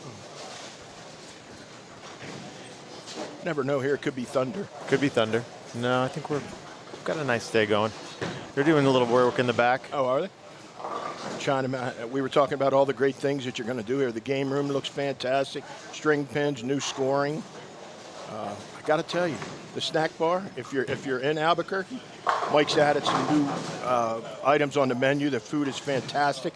I just had a nice chicken wrap with a little honey mustard on it. It was fantastic. So, you know what? You get lunch. Come on out and have some lunch at beautiful Bones.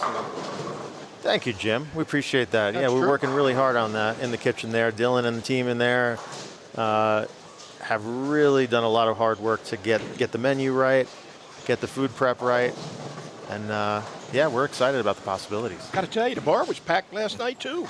Oh You had yeah. a couple ball games up on the TV. You know, people drinking beers and food all over. Yeah. That's what it's all about, man. That's why we came. That's why we had this event, man. We want to bring people together. We want them to have a good time. We want them to eat and drink and have some fun. Pro-Am was incredible last night. Pro-Am was a lot of fun It last was night. Really, a lot really of fun. Good shot by Sarah. You know, it's funny. I didn't hear one complaint about anything. You know what I mean? They everybody got to their lanes. You know, there wasn't complaining. Hey, I'm not bowling with this person. You know, it was. We tried to accommodate everybody. You were really helpful to Flanagan and myself, the assistant Pro-Am coordinators, trying to get everybody on the right lanes and stuff. But everybody had a great time. Alex missed a little right there. You ready for scores, Mike? T-minus 20 seconds. Okay.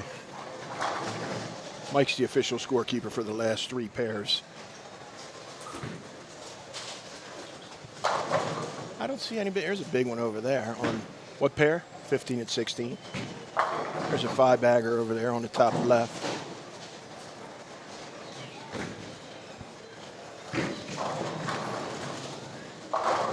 Got to be something wrong with him. I mean, when Sasba's like they're going out of style. I mean, he's solid.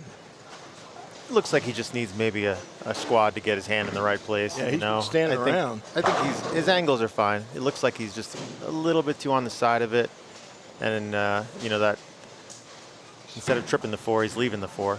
He's really good at getting his hand up the back there, like you say. And I think that's the one thing that I would say one of the positives of having multiple squads available that you can watch. You know, maybe you take a squad and you realize, hey, I need to be up the back more. I need more surface. I think that's one of the positive things that you brought into the tournament this year. I have distinct memories of some of my first Mega Buck tournaments out in Vegas, the High Roller, probably at the Castaways or Showboat, watching Rick Bernard play the half board. Oh, yeah. And, coming from New York, and I'm like, never seen anybody do that before. Oh, that was a good shot. Ready for scores now, Jim. Justin O'Donnell, was that 212? Yes. Eric Jones had 236. 236. On the other side, 194 and 190. Got it. Get us back to 17 through 20, please. And then I can help you. All right, what do we got? 206. Who was on that pair? Is that Hector Pena? Hector Pena on the left. Had 206. Do we know Hector Pena's story? Hector Pena flew in from Mexico City for this event. By the way, he bowled good the first 2 games. And he's got some game. I've never seen Hector bowl. Solid player. Oh, yeah. 212 on the top right. And then Zach that's the other Zach. Zach Wilkins? No, you already got Zach Harvey. He's got Zach Harvey already. I saw the note that you had a few players going to come in from Mexico and play the event. That's great. Yeah, very excited about that. Got to get you hooked up with our man Alex. He brings about 80 guys to the TAT. I got to get you hooked up with him.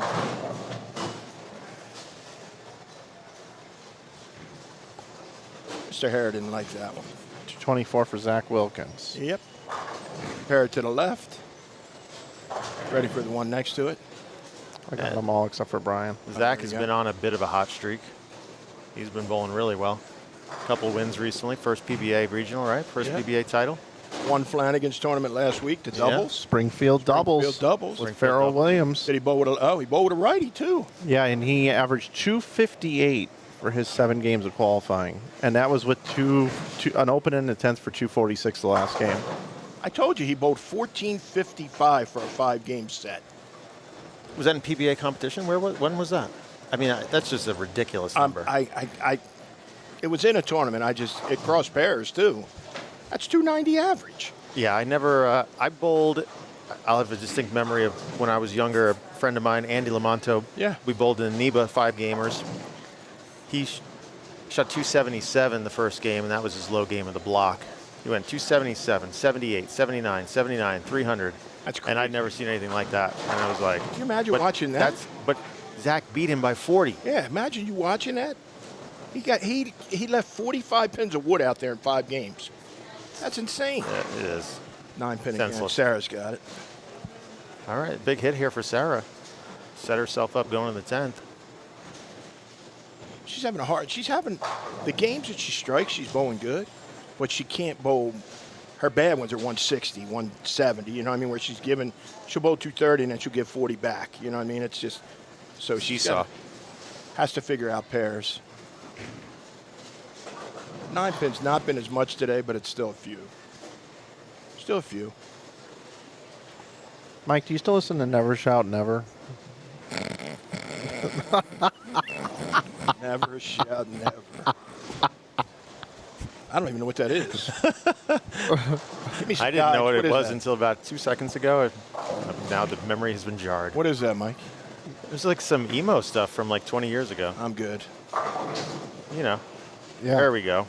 Fist pump. Oh. Tell you what, she is at the Rick's starting to get out there. Yeah. You see how that hand? That was a good shot. That hand's starting to get a little soft. You see how early that hit, like 2-3 early. That was surprising that rung 10 because that was high flush. I'm following up with this. You guys are going to keep talking bowling. I'm going to keep taking you off course. Okay. Are those vlogs still on your YouTube channel, just private? I took them down. I know, but are they still there? I don't think they're unlisted, there. Or did you delete them? I'm pretty sure I deleted them, yeah. I mean, you know, it was, you know, just carpool karaoke stuff from 20 years ago. I was trying to go into the corporate world, you know. Hey, let me find this kid online. He likes to sing in his car. So, yeah, they're gone. Sorry, man. Can he sing? Sorry to disappoint. Mike St. Louis, can he sing?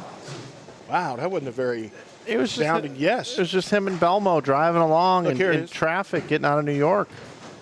I know Jason can't sing. It wasn't. I know his daughter sings very well. It wasn't. Aria's singing now. It really wasn't a ton of singing. It was just Belmo saying, "Oh, we got a catchy little tune here." Mike's introduced me to, and then they sang like the one verse. He made it like the whole song. He said carpool karaoke. I had some corruption on a computer. I don't know if I still have it. It might be gone. I don't know where it is now. It may have been lost into the ethos, Michael. Well, the only reason why I bring this up is because I've been a big YouTube guy for a while. Nick Smith was kind of an originator of it back in the day with some vlogs. There you go, Sarah. Shoot that down, man. That's a good shot. But, you know, Brad and Kyle, all these people have made careers out of doing kind of what you and Belmo did barely. We had this conversation the other day, how Mike was one of the first guys to really, you know, work hard at social media. Did we not? I remember working at Storm, and we had like an IQ, something was coming out, maybe like an IQ Nano or something, and Mike took a picture of it underneath his Christmas tree and posted it on social media and sent me a screenshot. Sarah. Man, you can't miss that. She's just the third one she's missed. I got like 250,000 impressions. And he sent me a text and said, "Is this good?" ? Smiley face, maybe.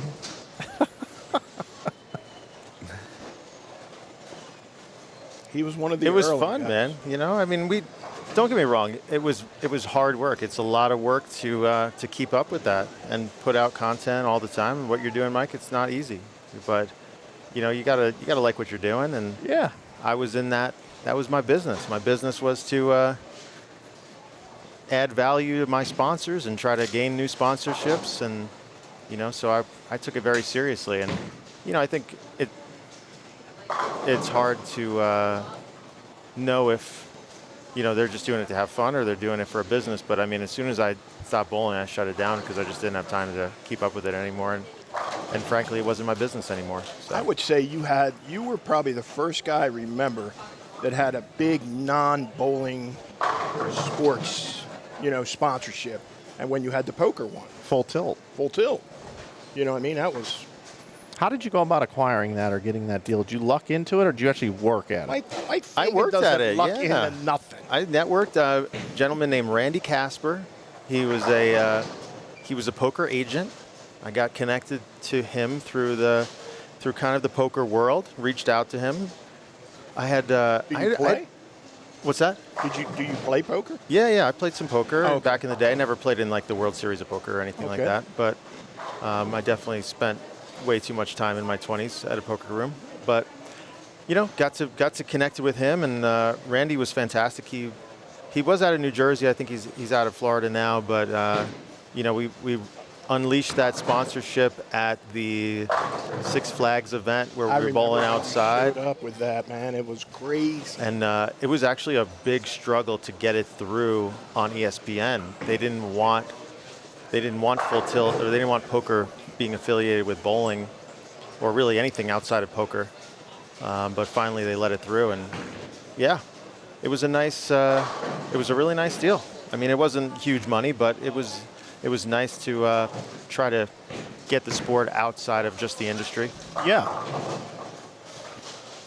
It's the first one I remember being out of the, that bowling window, the small area that everybody fights for the same dollars. You know what I mean? Where you definitely thought outside the box and captured a few sponsors. I think Sean Rash does that very well now.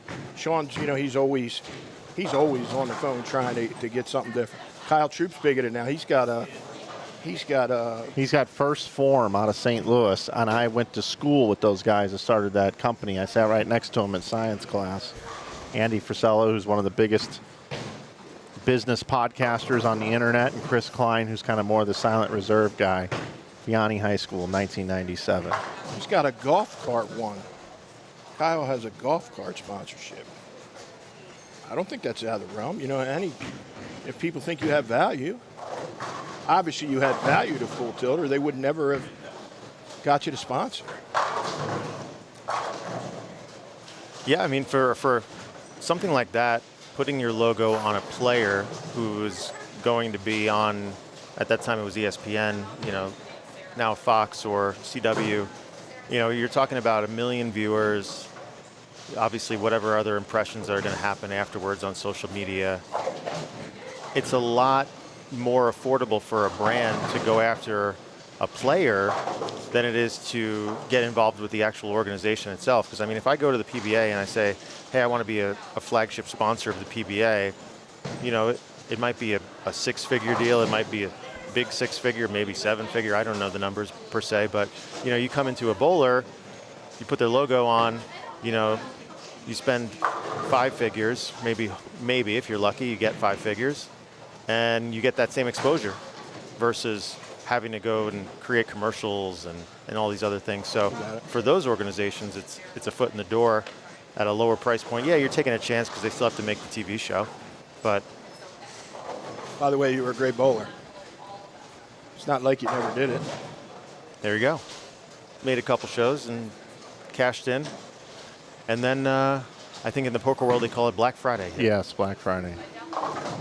Did you get caught with any money, any funds in there? There were some, I believe. I had gotten out most of it. Eventually, I mean, I think it just sat in there for, how long it took, 6-9 months, and then eventually it opened up and I got the money out. But yeah, it was that was definitely during the period of time where I was under sponsorship with them.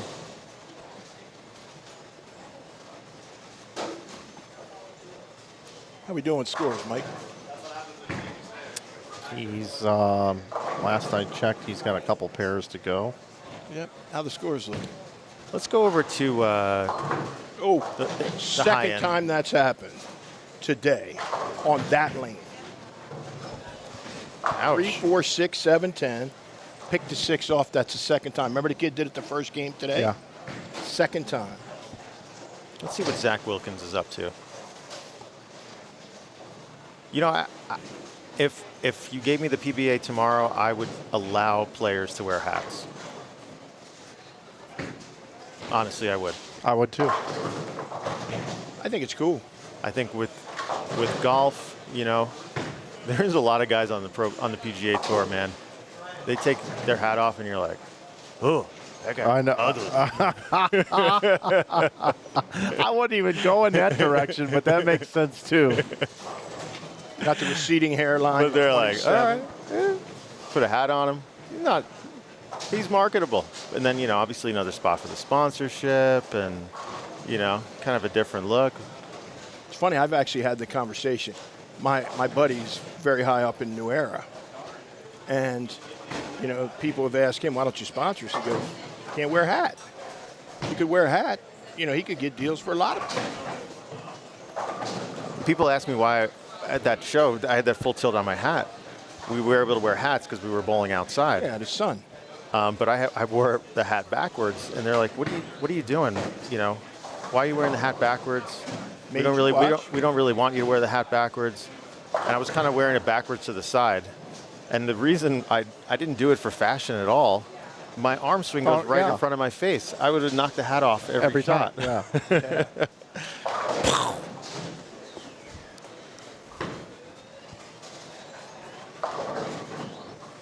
I've got Ryan scores Air. after 3. What do we got? Ryan Waugh, 96 over. I think it's pronounced. Dio Bernard making a big run. He didn't have a good look first game. Now he's at 50, 64 over. Frankie's 55 over. Pena right in front of him. Pena, Young man coming from Mexico. 42 over, been solid as a rock. Kyle Duster, 41 over. Zach Wilkins, 32 over. Eric Jones, 27 over. D-Ron. Big game on D-Ron, 268. Yeah, big one for 618. Sarah Clausen, 18 over. And then you have Eddie Joe Torres in 10th at 597. So there's some guys there that aren't in the cuts going to make this cut score go up, Mike. I think Flanagan's car prediction is looking Before a pretty ball good. was bowled. Before one shot, he said 30 over. About 47. 47. Okay. I said 30 the first day. You were on here when I said it. That was me, not him. Don't give him The any. squad had already been completed, though, Jim, so Yeah, whatever. mine's way better than yours. You're right. I'm wrong. You're skinny. I'm fat. You're rich. I'm poor. Did I miss anything? 2:54 p.m. Albuquerque. Mike and Jim here in the booth. You're watching game number 4 of the New Mexico Open 2025. How old do you think this Nico kid is that just bowled? 15. Oh, the young boy's 15? Yeah, That's he's good. a Skidmore actually. Really? Oh yeah, that's Gary Skidmore's grandson. Oh, that's right. I met him at the JBT in Vegas a couple weeks ago. I've actually talked to Nico a couple times. I know that. What am I fumbled on that one. Yeah. Mike's got me flustered. He's just the great Skidmore family here in Albuquerque. You know, very well known.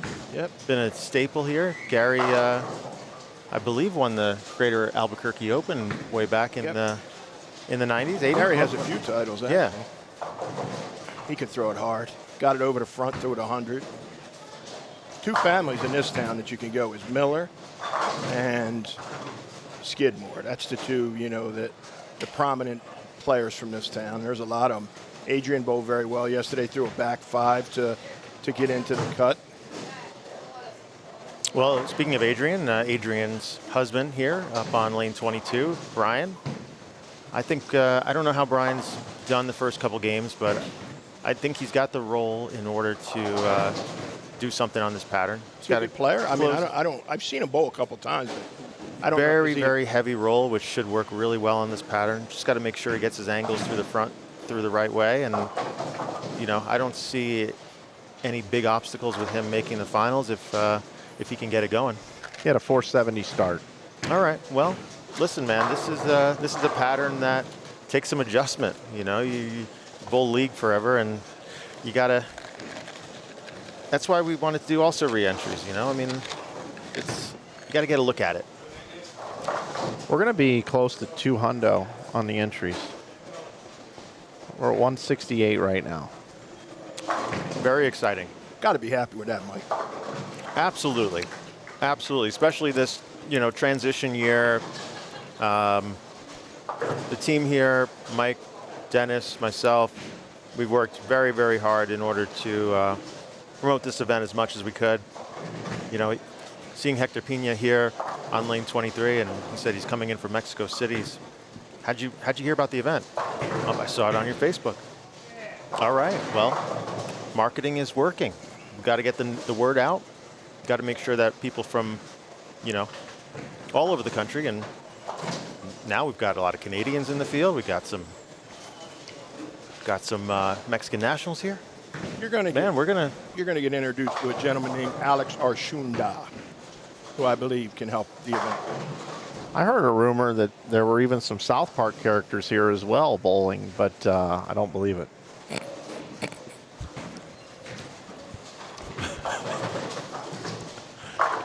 Mike, bowling is just a medium for you. I mean, there's it doesn't have to be bowling. I mean, by the we way, could be commenting on grasshopper race. By the way, Hey, why would I have just said that? I don't know. I'll tell you why. Because I'm here and I'm here to get me. All right. Mike does an incredible South I Park know. impersonation. Bowl Expo 2014? It's on my YouTube channel. You think I was gonna not let you do You're gonna bring something? that up? I'm not gonna. I can't bring it up on the screen, but I'm checking the year, see how good my memory is. I guess I should have taken. You should have hit me up and told me to take that down when you were trying to get these jobs. They'd have found that. They probably would have, yeah. probably why I don't work in the corporate world anymore. Let's see. Thanks, Mike. Right here, Mike Fagan is Eric Cartman at Bowl Expo 2013. Oh, Lord. 7,200 views on Inside Bowling. Wow. Hilarious footage Get a of Storm kickback from that? staffer Mike Fagan any doing his kickback from Eric that? Cartman from South Park. He was Yes. probably monetized on that. Did he send you a little I never got a check for that. no envelope? No. You'll have to hit up what's his face. Was that Randy and I? What's his face? The guy that that was Randy and I. Yeah, Randy. That was in the booth. Randy brings out the best in me. Shout out to Randy Peterson. Oh. He's a beauty. I pulled a prank on Randy. It got him in a lot of trouble. Oh, really? Uh-huh. Yeah, I don't know if anybody ever knew about this, but one night we were just hanging out. I want to say maybe after the show, having a couple beverages and just, hanging out. And No way. Randy left his phone out on the table and went to the restroom. Oh. And this was obviously before, facial, recognition and, fingerprint. Passwords. So I got up on his Twitter when I was in the restroom and put out kind of a not too family-friendly tweet. And it was hilarious, but, he said that he got called from ESPN the next day. What are you putting on Twitter? They check them all the time. You got me in a lot of trouble.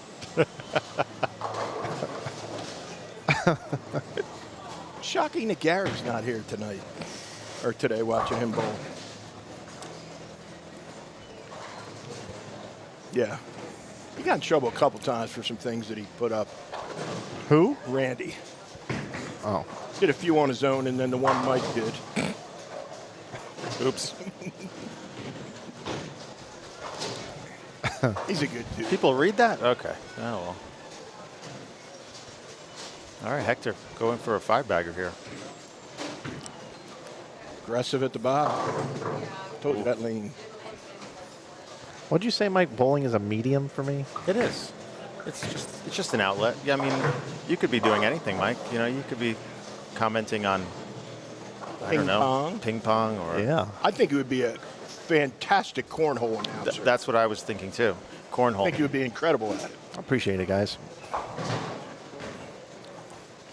Or they have the new pillow fights. Have you seen those? Pillow fights, no. They have they have grown people fighting with pillows in their hand, and that's what they fight with.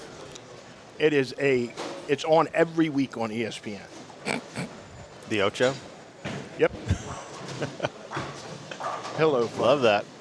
Hang on. Ooh.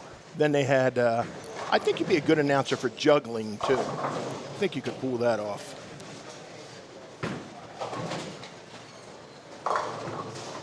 Mouse races? I Tell you mean, what, they got some crazy stuff on the ocean. I'm telling you. you don't talk about what's going on the screen anyway, so does it really matter what's going on? I do when the shots are eliminating players. I see. I force him to sometimes the couple times I worked with him. Thinks I'm boring. Qualifying is a variety show. Variety. While we still deliver what everybody wants. Can you see what everybody is scoring on this screen right here without any problems whatsoever? I can. Can you see the lanes clear in 4K HD?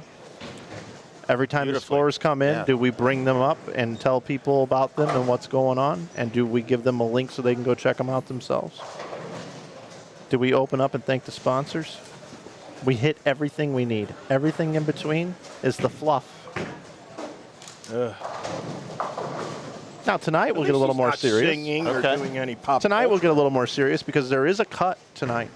There will be shots being thrown here that will matter on whether or not they are going to advance in the tournament or go home. 100%.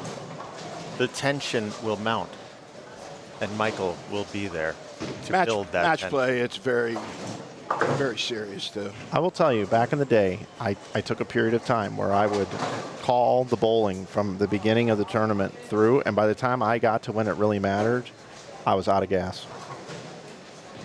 It is so taxing. I have to do things to amuse myself throughout.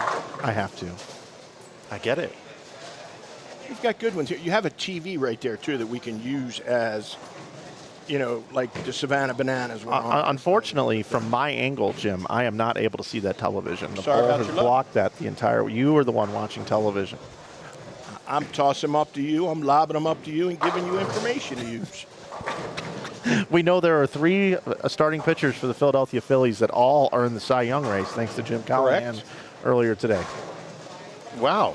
Yeah, Ranger Suarez, Christopher Sanchez, and Blake Wheeler to be exact. Not Blake Wheeler, Zach Wheeler. Whatever. What are you talking about? You got Hockey's more a better baseball sport than anyway. anybody. Hey, let me ask you something, Mike. By the way, it turned into full tilt here yesterday. Who do you think talks more about their hobbies, like a strict vegan or a sports fan from Philadelphia? Like, who's going to tell you about themselves first more?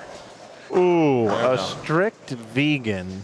Who's going to shove their opinion down your throat I'm more? from Delaware, by the way. Oh, here we go. Here we go. I'm from Delaware, by the way. All right, Who's Joe Biden. going to have Here we go. who's going to have Oh God, I'm not even going to go there. All right, I'm gonna vote on the sports fan. Are you vegan, Mike? No. I tried it. By the way, No. he's pile Tried it. driving on me just like you are. I want to be 2 on vegan. 1 right here. I want to be vegan. I can't do it. It's extremely difficult, and yeah, I tried it for maybe a month or two, and one, I was just hungry all the time. I could never get full. Good shot. And I did lose weight. I mean, I wasn't trying to lose weight, but I just did. Physically, I felt really good, though. I felt probably the best I've ever felt. Anyway. Did you have peanut macaroni and cheese? No. But no. I mean, I tried all that stuff, but it's kind of gross. Well, so I love animals, and that's one of the biggest reasons why I'd like to do it. Number 2, Daniel Negreanu, Take It Back to Poker. I'm a big Daniel Negreanu follower. I watch his vlogs and all that kind of stuff, and he was involved in a show on Netflix called, I think Game Changers is what it was called. It was all about health and diet. And the Tennessee Titans one year made it to the Super Bowl, and they followed that team around, and most of the team converted over to being vegans. And like one of the wives did a lot of the cooking for everybody. It was really good food, but it was all vegan. And anyway, they just go through a lot of different stuff on that show. They can convince you that this is for you, and it makes a lot of sense to do that. You'll be healthier. The animals are taken care of, all that different kind of stuff. And I I don't have a personal chef to do it for me. Well, that's exactly right. That's exactly what it is. If you have somebody making your meals for you all day, every day, and you can eat 5 meals a day, and you have time to sit down and eat 5 meals a day, you can do it. But I mean, there was this. It had nothing to do with McDonald's, but I saw this video about, the utilization of things. All right, and you think about a McDonald's milkshake, right? Yep. When do people most order McDonald's milkshake? What does their, revenue trend look like? You would think, I'm going to get a milkshake for dessert, right? Mm-hmm. They actually sell more milkshakes at McDonald's at 7 a.m. than they do at any other point in the day, because people are getting them to go to work, and they know it'll keep them full for 4 or 5 hours before lunch, if like you're a construction guy or something. So it's like, you think about that, how are you going to be a vegan if you're working, an 8-hour shift without a break? Can't. Yeah, the vegan lifestyle is more for people that have a lot of money and don't, and that part of their deal is just to work out, look good, and then excel at whatever it is that they do for a certain amount of hours a week. It leaves me out. Well, you think you know this guy Brian Johnson, right? You've heard of him? Yeah. Yeah, who's trying to live forever. You know that guy? Uh-huh. Yeah. So I mean, he's obviously taking it to an extreme level. Shout out to Jeff Butler out there. Jeff Butler works for this red light therapy company, and they sell those machines to people like Brian Johnson who sit in those red light therapy booths. It's crazy. I had a doctor's appointment the other day, and in Vegas, they have concierge doctors. They're doctors you pay for, and you get an hour, and all the appointment. And when I walked in, that red light therapy was one of the things that the doctor really is pushing. So I think he wants me to do a bit of that. Daniel Negreanu has a red light therapy bay in his home. I have never seen it before, ever. It's so funny you mentioned that. And I went to the doctor's the day before I came here, and it was, when you walked in, it was like a stand-up. How they have big stand-ups. And that was the one thing that was in that office. They're saying it increases red blood flow, helps maybe cut down your cholesterol levels, things like that. So also helps your skin out a lot. Gets rid of wrinkles. Prevents wrinkles. We're trying to expand our sponsorship people I'm here. all in okay? right there. I'm all in. I can't tell you how many tips I've given people, like little life hacks and stuff like that on the air, and I've had people come up and thank me later. So many You ever times. done cryo? I have done cryo, yeah. How long did you last in it? Oh, I think you're only supposed to do it like 90 seconds or something, right? Did you make it the whole Yeah. 90? Whew. It was hard, but yeah. You got to wear gloves and I think socks. Yeah, you don't want your fingers getting frostbitten. It's kind of like going outside in Minnesota in the winter. Have you guys heard of the Wim Hof method? I'm not. So Mike Shady, shout out to Mike Shady, Backstage Bowling, our coach on Inside Bowling. He and Mike Jazz now, and we have so many videos on the internet, over 50 million views of teaching people how to bowl. Shout out to Mike Shady.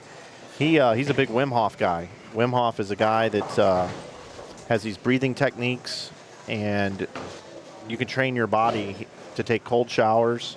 Wim Hof went shirtless and climbed Mount Everest, and he didn't break, and he wasn't uncomfortable the entire time. Mike Shady takes nothing but cold showers, ice cold showers now, and all this different kind of stuff. It's supposed to help you live longer and all those sorts of things. The Wim Hof method, yeah. There's a book on it and everything. That's crazy. I'm the opposite way. I'm a hot shower. Yeah, I love like really hot, like all the way turned up. We are traditional Americans. Talk about ice baths, man. I don't know if I can pull the trigger on that. I have a bad heart, though, so they don't recommend that I do things like that. Yeah, I have a bad heart, so. Well, it says here, steer clear of those things. That if you do this, that you get increased immunity, better sleep, reduced stress, heightened focus. That's breathing. Shady. That's shady. Cold therapy, commitment. He can hold his breath, I think, for 3 minutes. Wim Hof. Some interesting thing. I'm really excited about the red light therapy thing now. I have a doctor's appointment on Thursday. I will be asking him about that. I believe he has some in his office. I think he has 2 or 3 of them in his office. There you go. Give it a shot. Oh, I was way off. He held his breath for 6 minutes and 40 seconds. Yeah. 2012. Whoa. It's like David Blaine.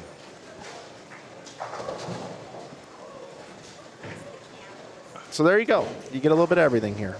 By the way, are you gonna put the scores in? Yeah, why not? They've been done for an hour. I gotta log back into the Wi-Fi. They've been done for an hour. I'm glad that it went off on the vegan tangent because I believe Mike was lobbing it up for you to pile drive me about being a pushy Philly fan, but I'm not. And now we're back. Yeah. Yes. You I'm and not Shane at all. Gillis. It just happened to be on the TV. I do like the Phillies, but I don't jam. That's not me. Yeah, I like sports. I went to a Phillies-Mets game bad in decision. Philly. Bad decision. Wore my Mets jersey, wore Oh. David Wright jersey. Oh. I must have had, I'm not exaggerating, there was a 9-year-old girl who came right up to me, put the middle finger right in my face, I like and it. screamed, F you. Love Philadelphia. I was there when they booed Santa Claus. So. Yeah, Philly's a little rough. They are. They're rough.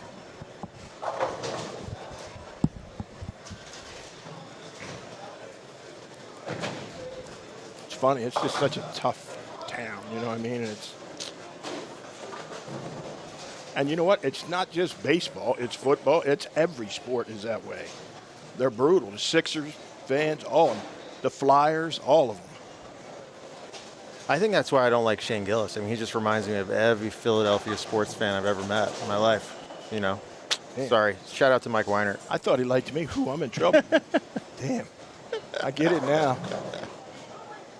Whew. Just shot right there. Go Mets. All right. I gave a couple bowling balls to David Wright one time. I met him at the stadium. Yeah. No way. Really, really cool dude. Really good guy. Gave me a couple used, gave me a pair of used spikes that he used in a game, signed them for me in a jersey. Really good guy. Loves to bowl. I tried to get him to bowl with Chris Paul one year, and he couldn't do it because of that was right when spring training was starting. Yeah. Yeah, these baseball guys, man, and their schedules. You know, it's funny. Every time I've ever texted him, I don't do it now. This was years ago, obviously. I don't want to think I'm stalking him. You know what I mean? But when I was in, decent conversation with him, he would answer every single time. Yeah. Same with T.O. I mean, all the guys from the Chris Paul, they're all good guys. I mean, the only one that I don't think's a good guy, and I'm going there, Chris Paul. Wow. Chris Paul is not a good Hot take on the air. Here we go. You got it right there. I'm not scared. Mike said I can say whatever I want. I am not a Chris Paul guy. I did 4 or 5 or 6 of their events, and we did stuff for him. He was the least friendly person of all the people that were there. Didn't get to know Chris. Interacted with him very, very briefly, but seemed like a great guy. Yeah, okay. You know, Jim's judge of character. Let me ask you a question. Why has he played on 8 teams and never won a title? I got one word. Whoa. Cancer. Just went back to another team.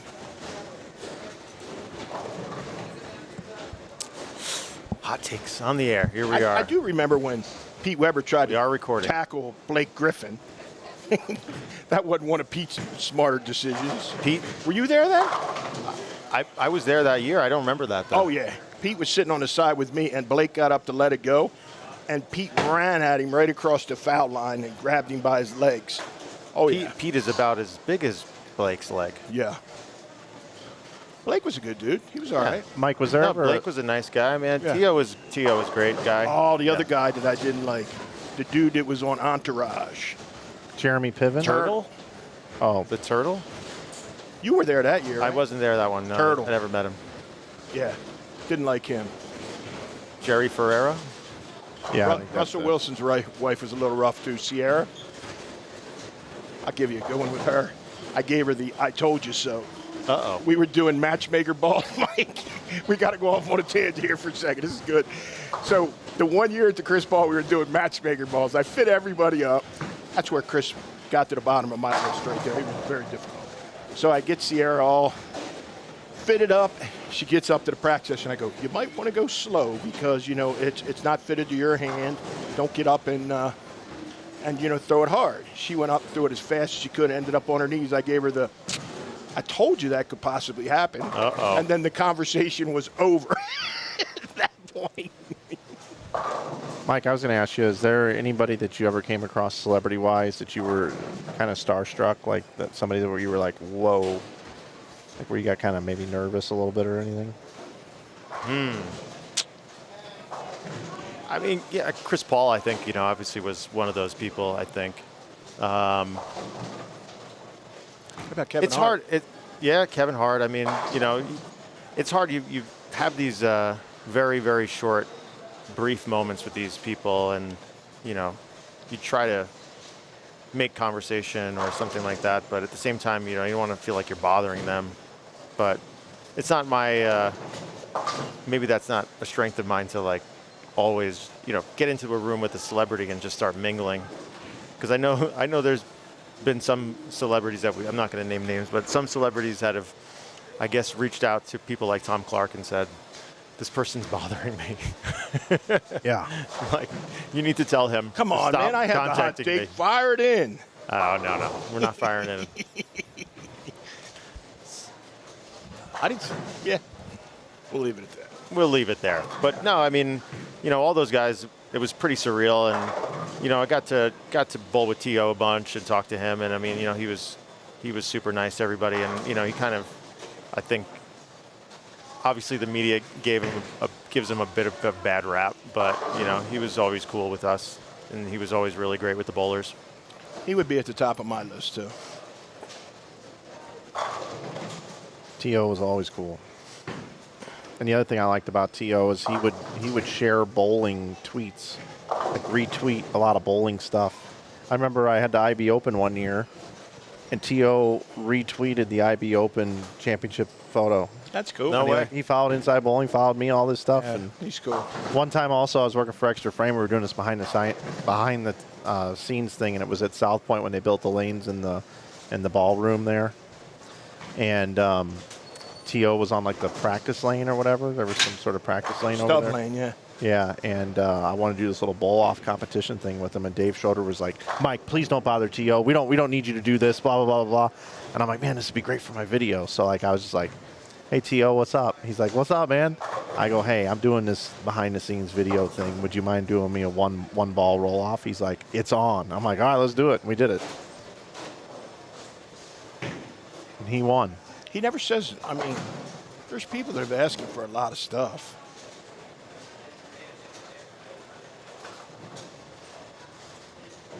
Yeah, as long as you don't want things from these people, I mean, I think That's you're the way fine. you keep the relationship. Yeah, exactly. You know, As soon as you start asking for stuff all the time, I mean, that's why I've become pretty good friends with Mookie. You know what I mean? I'll never ask you for nothing. You know, we have great conversations about bowling mostly, very little about baseball. You know what I mean? But, yeah, he has that small circle, you know, DJ, Tommy. I feel that I'm in that pretty good. And yeah, I never ask him for nothing. Tommy was in St. Louis. I got to go to a baseball game with him, and Kim went, of course. And after the game, went down and saw Mookie after for a little bit before he got on a plane to go to San Diego. Yeah. Yeah, if you're in his circle, he's all in. If not, he's a little, you know what I mean, keeps you within arm length. I get it.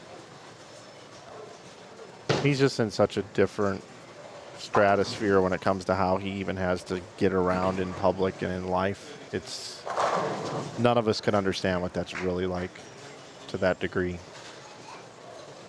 He bowled the holiday doubles this year, and of course he had a fictitious name. We didn't have him on the list on the roster because he doesn't want, you know, I mean, he seriously could have people just show up with handfuls of cards and balls and, you know, D-Ron maybe gonna pick the 7-10?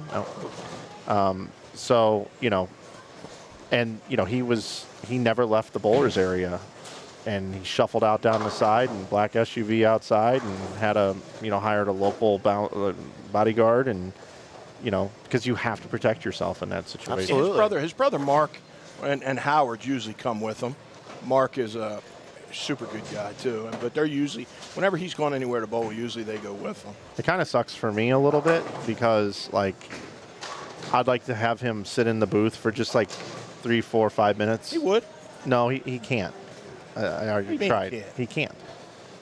He can't. If he comes to the concourse and sits in the booth, within 3 minutes, everybody's going to see him in the booth, and they're all going to be like, oh, well, he's not bowling anymore. He's got time to chit-chat over here. Now let's get in line. Oh, he has no problem saying no. Right, but he's refused, and I understand why. He can't. He can't do it.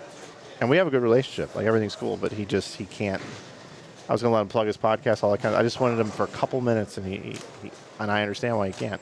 Completely understood it. Made me be the security. He bowled at the ITRC the 1 year, and he bowled, and there was a bunch of people there. He goes, and he snuck through the pad. He goes, you need to tell those people over there that I'm not signing autographs today. I'll do it on Friday. I go, when did I get on your payroll? But yeah, he did. You're right. I'm shocked he wouldn't do that. I really am. He's very good at. He'll walk right through people. We were between squads. That bowling center, I think, has.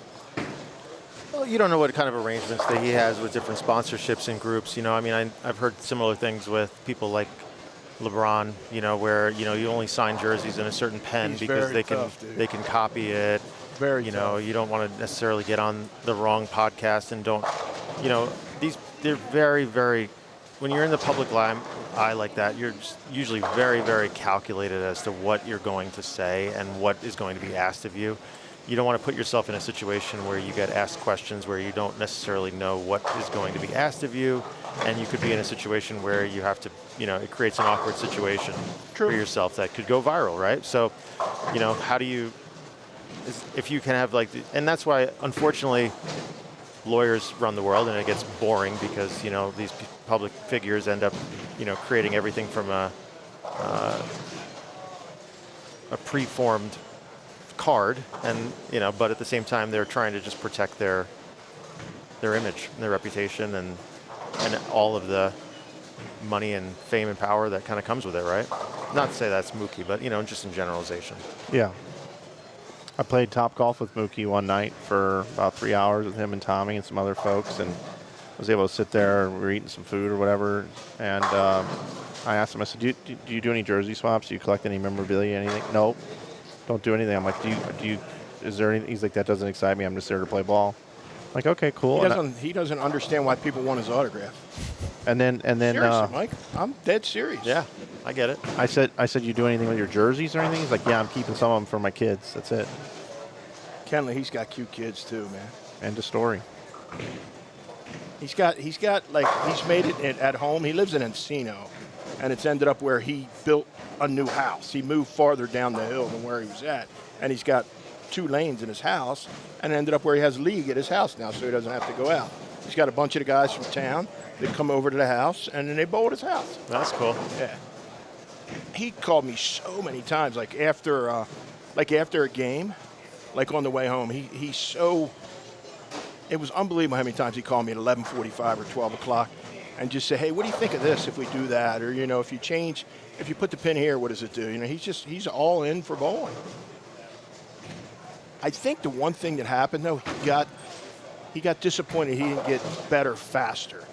You know what I mean? Now he plays a lot of pickleball now. Oh, yeah? Yeah.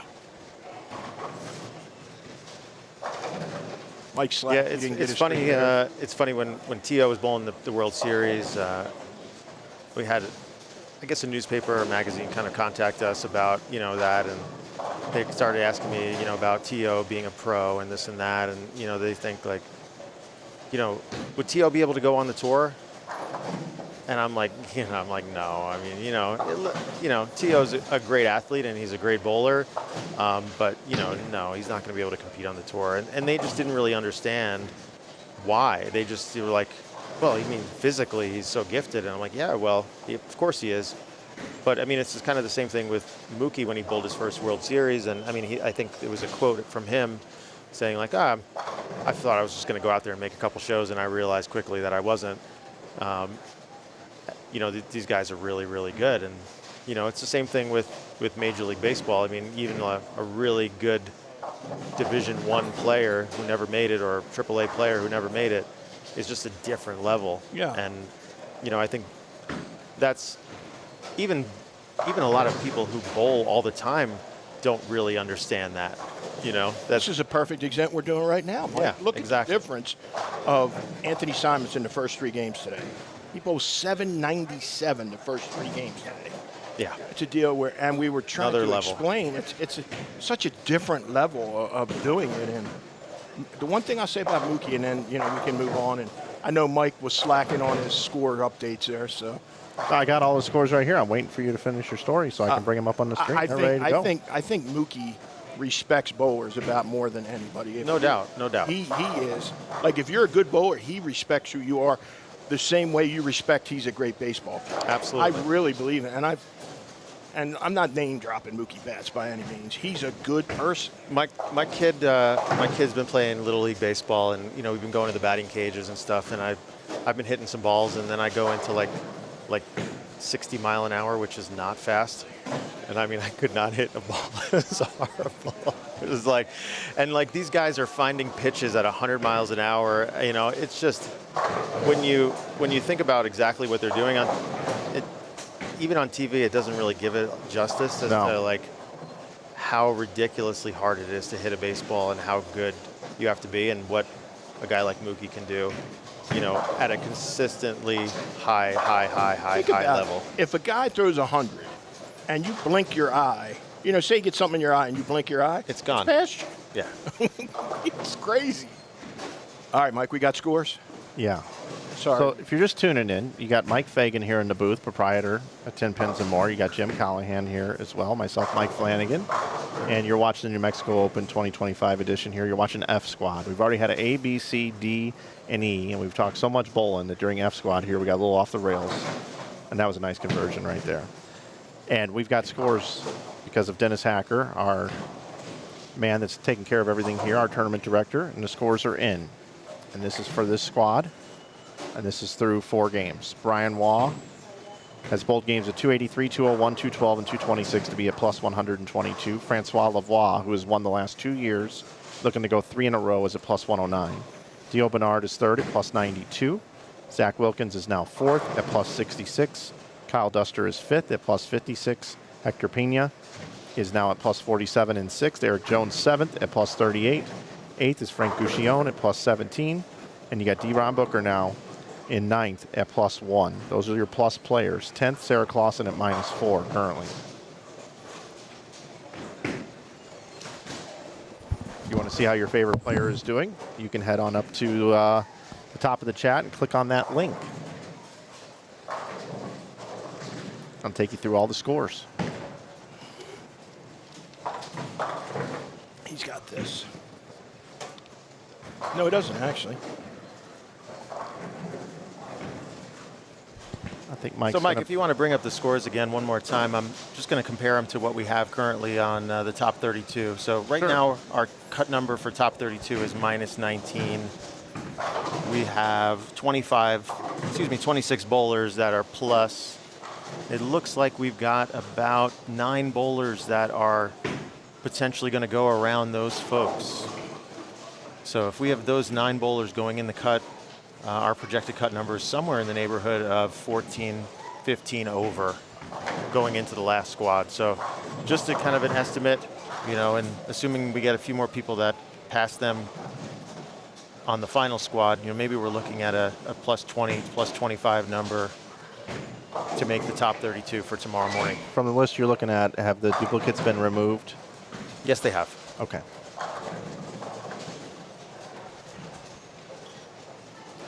So, yeah, I would say by looking at these scores, let's just say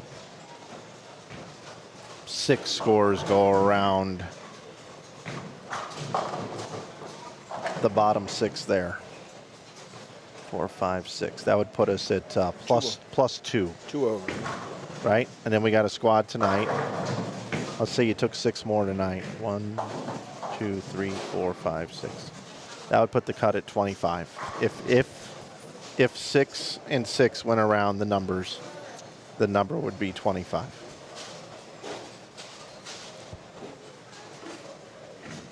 It's a big if. It's a big if. But yeah, you've got, Eric Jones has already got a plus 15 number. He looks like he's going to get in. That would be 7. Previous score. That would be 7 for the squad then, if Yep. he was the 7th place guy. I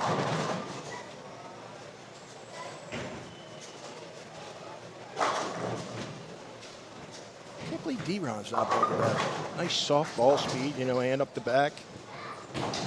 It's a little steep end in the front. You've also got strength of field to think about as well.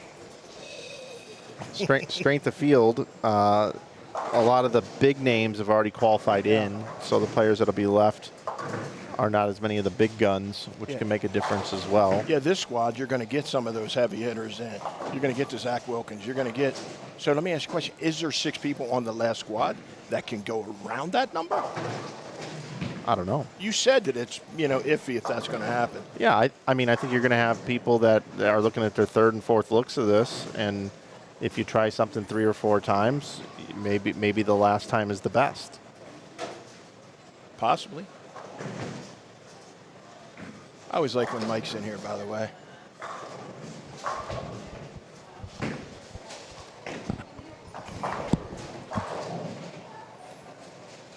Were they yelling at us to stop talking about stuff other than bowling? No. Really? They don't on this network. Whew. They know that they know the MO here. They know what they're going to get. They know that during qualifying, they're going to have the pictures showing the scores, the people up on the screen in picture, and we're going to call exactly what the information is that needs to be and give it to everybody. Outside of that, if we see any trends or anything that's happening on the lanes, we'll talk about it. Talk about the players, but we're also going to, at times, enjoy our weekend discussing current events and topics we want to talk about from time to time. Yeah, I think we've done a good job at giving everybody a little bit of time, you know what I mean? And I think it's been very good. It's always been that way here, and we're almost at 100,000 people that enjoy that, so we're good. That's good. Tomorrow, though. Oh, we'll be right on. A little different story tomorrow.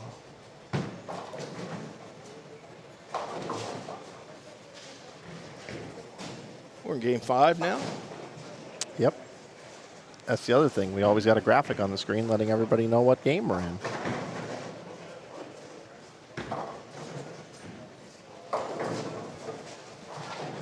Scores are coming out lightning quick. We're mad if we don't have it by the 2nd frame. Been a good team effort with you and Dennis.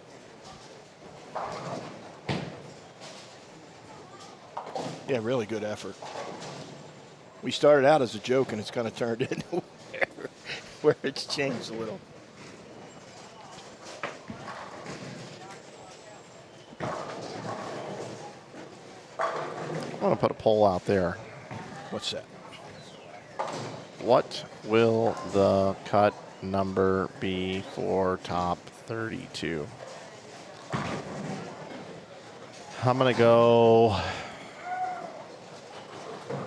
plus 39 or more, plus 25 to plus 38, plus 14 to plus 24. 24, yep.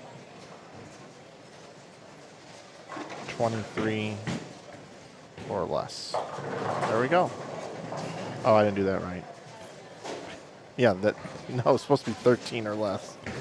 Oh, everybody, just pretend that I did that last one correctly. That's supposed to be 13 or less. Not 23 or less. 13 or less is what that means.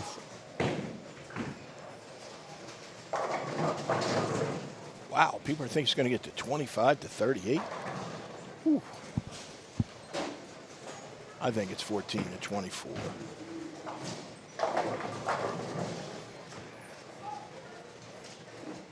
I think that gets you 1, 2, 3, 4, 5, 6, 7.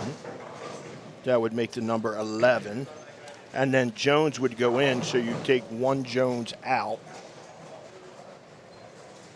Yeah, I think it's going to fall somewhere in that 14 to 24 range.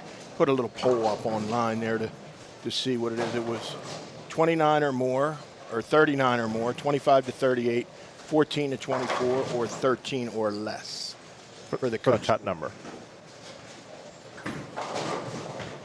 People think 14 to 24 so far.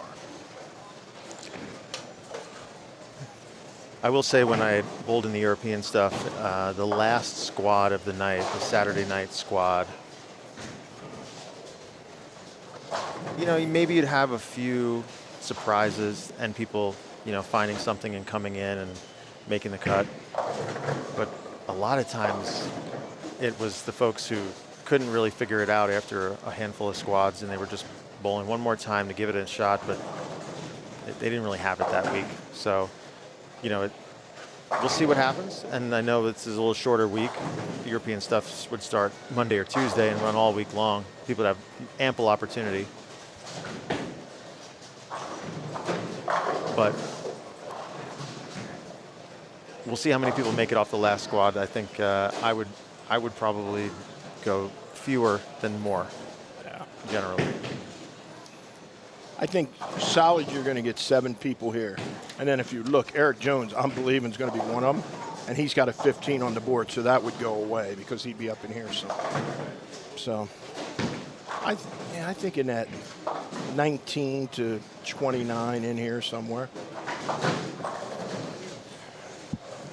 I got to be honest, if you bowl 2 or 3 times, like you said, it's very difficult all of a sudden to put all the right components together.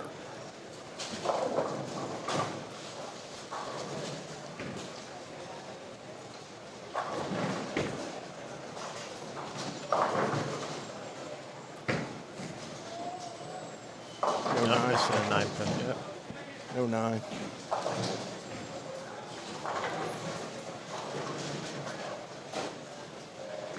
Gotta keep an eye on that.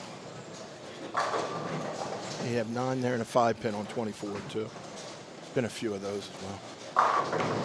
D-Ron throwing at turtle speed. There's one guy that one event changed his whole life. Absolutely. You know what I mean? When you won the Masters, so you know how big Some a of deal it what is. he did that week was incredible. I was actually there. I had made some plans to go hang out with the guys that weekend, and took a couple days off work and came out, watched the match play. You know, and what he did against, I think it was against EJ. Oh, he bowled 770? Yeah. Starting with 279, 279, Oh, yeah. 79, 300. Mm-hmm. I mean, like, on a fresh oil against the best bowler in the world, like, whoa. He was in the Came to moment play. the whole time. He didn't Yeah. care who he was bowling. He knew he had good ball reaction. You know what? He did what you're supposed to do. He threw one shot at a time. If it wasn't good, you know, he stepped back, he forgot about it, and he continued to go forward. And in that format, you know, the peaks and valleys in matches are incredible. You know, you could go down 50 to up 30 so quickly. You know, you throw a 6 or 7 bagger, I got a couple opens in a row, bang, all of a sudden it turns right around. And, you know, he kept his foot on the gas the whole time, every match he had. And, yeah, he bowled great on the show, too.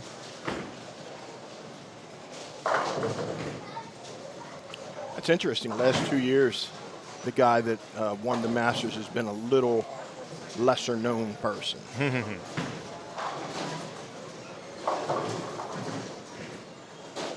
Shout out to Gary Haynes. Yeah, I grew up bowling with Gary Haynes. Really, I grew up bowling with Gary's dad, who's also Gary Haynes. I bowled leagues with him at Babylon Bowl out on Long Island. Yeah. Gary's probably about 10 years younger than me or so. He bowled great.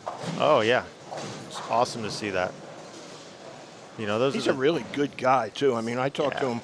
I worked the whole Masters, and we were, you know, he just was very in tune with what was going on. You could tell all his friends or his parents were listening, because if we would make a comment, he would come up and say, oh, yeah, I heard you said this. Or, you know, he enjoyed the whole experience, you know what I mean? Plus, at the end, he got $100 grand. That's not bad either. Not too bad either, yeah. You would take a quick 100. How much you get for winning? How much you get for winning? 30? 50. 50's Yeah. a good chunk too, though. No, unfortunately, I wasn't in my prime when those six-figure checks were being thrown around.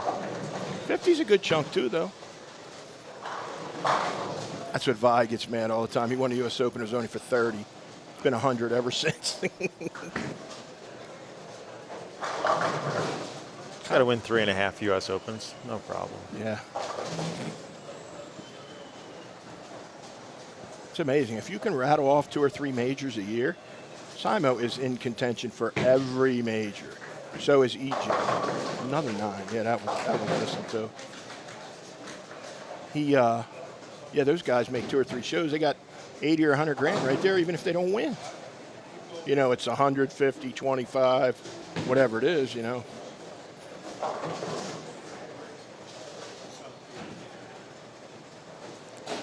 World Championships 100 too. How much you get for winning a World Championship? 50. Wah wah. By the way, Yeah, it was a fantastic payday. The money was nice. The money will be spent. The money was spent. But you know, it's a lot of money. You know what I mean? yeah. 50 grand's a chunk. Oh, I know. I know that now that I have to work for a living. You know? Yeah. You gotta rent a lot of shoes and a lot of games. People think I retired because I wasn't making enough money. It had nothing to do with that. I was making plenty of money. It was fine. Traveled all over the world. You had it good. Yeah. You had a pretty good life back I then. made more money then than I did now. Yeah, you got to rent a lot of shoes now, buddy, to make that kind of money. Better get the 50-cent games out for the summer. The splash books. Yeah, there it is again. Look. Oh, man. Go ahead.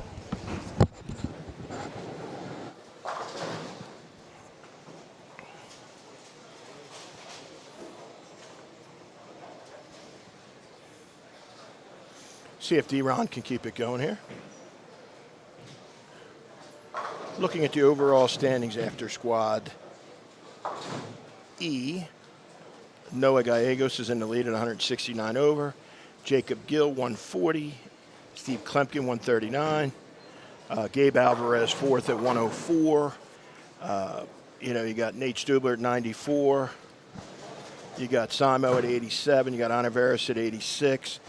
Zweig at 82, Dallas Leong at 78. Land Mathis, he impressed me. He bowled 6 200 games, which it's only happened. I think 2 people have done it so far. Scott Ashley at 69, Lopez at 66. Bowled a huge last game to get to that number. Mason Edmondson 53, Morgan Robinson 52, Nadu 51, who led the first squad the day. Adrian Hare, who struck through a 5-bagger at the end to get to 40. Andy Byer at 33 is 17th. Jackson Witt at 18th at 32. Brandon Knowles at 29. Brian Skidmore at 25. Mark Curtis in 21st at 19. And then this is where it gets a little hairy in here. You got Eric Jones at 15 is 22nd. Dave McKay at 14 overs 23rd. Sarah Kloss is 13 and 24th. And then it goes all the way down as we speak with adding no one from this squad. And at this point, there's 7 people that would be above that cut line. So it's 19 under now. We're figuring it'll get to either Vanderlip or J.D. Vance. There'll be J.D. Nance, I'm sorry. It'll be those 2 that'll be right in that range after this squad. Yeah, those guys are most likely going to have to re-enter, right? I mean, if you're right on that bubble, if you're in the last 4 or 5 spots, you're probably forced to re-enter. You know, I mean, you just have to give yourself another chance, right? Yeah, Eric and Sarah are both bowling this squad, actually.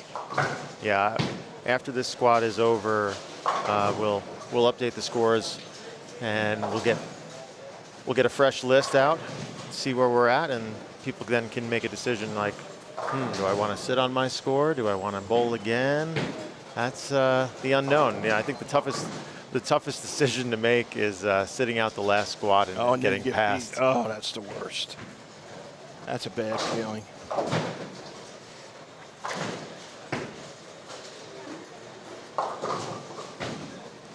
Wow, that ball hydroplaning the whole lane. Ball's a little shiny. like you said, if you don't get it started before those 2-2s, you know, I've said it several times, if it doesn't get started going towards the pocket, Mike, if it's going away from the pocket at all, it's not getting there. Not at all. The people that have bowled good have made their ball read it in the first 15 feet of the lane and get going towards the pocket. They're the ones that have gotten all the score.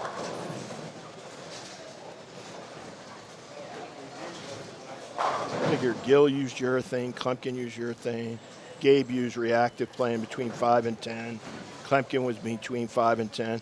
I will say this, nobody's got any score playing left of 10, 11, 12 yet. None. Nobody. Maybe they migrated to there a little bit, but they got all their score, most of them at the beginning. I think it's very fair, actually. I haven't heard anybody complain about the pattern. Not a word. No? I think it's been a very non-complaint whole week. You know, the Pro-Am was fantastic, like we said. You know, nobody's saying all the lanes are too hard because they're used to it when they come and bowl this tournament, so they know. This is Kyle's third or fourth There we go. time that he's bowled. Kyle's making a little run here. Kyle, I believe, Dustin. sitting around 20 over right now. Yeah. So he's trying to cement himself in the finals. See if I can pull it up. I think that's over. I think it's at the bottom.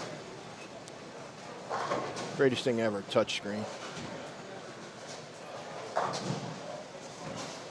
Oh, it goes crazy then. No, not at the bottom. Let me go here. We'll go to home.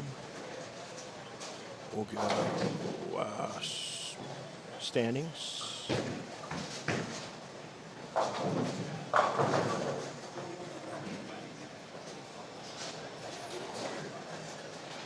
Up to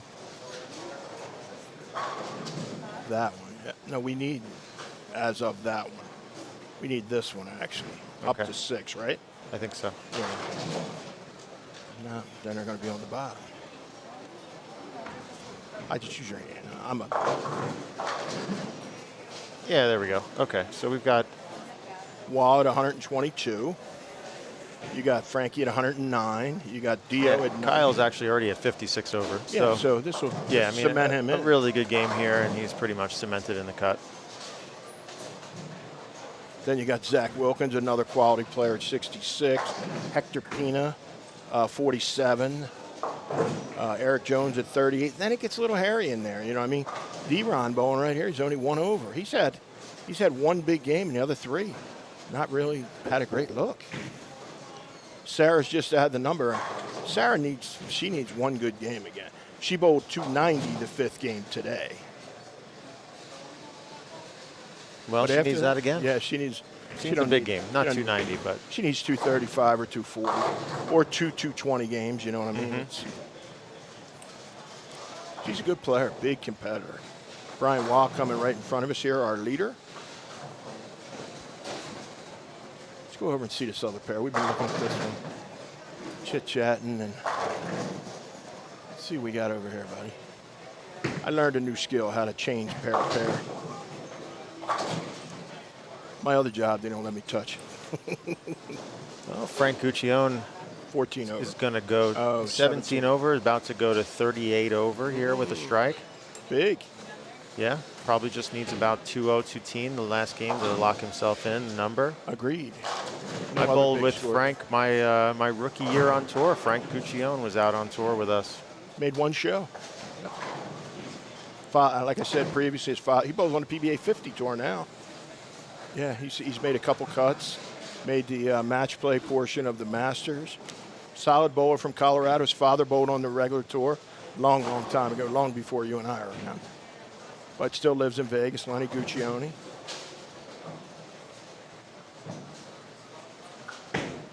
That's a huge game right there. He had a game over here, yeah.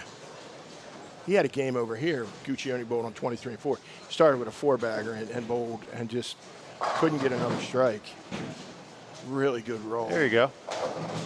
He's starting to feel it now. He's getting the feel. Looks excited, doesn't he? Not a big emotion. Well, I mean, he's a 50, 40, 38 over with a 150 the first game, so I mean, you can't be too mad at that. Yeah, so he's got 14, 13, 35, and 21. That's very consistent. D-Ron in front of us here, he's +1. What letter is D-Ron? D-Ron is letter A.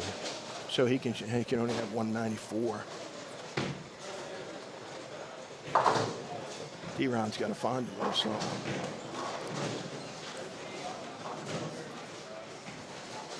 Scott's bowled a lot of squads too. He's been so close.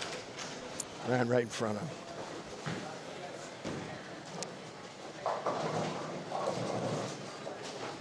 I know Mike Flanagan around, that won't happen again.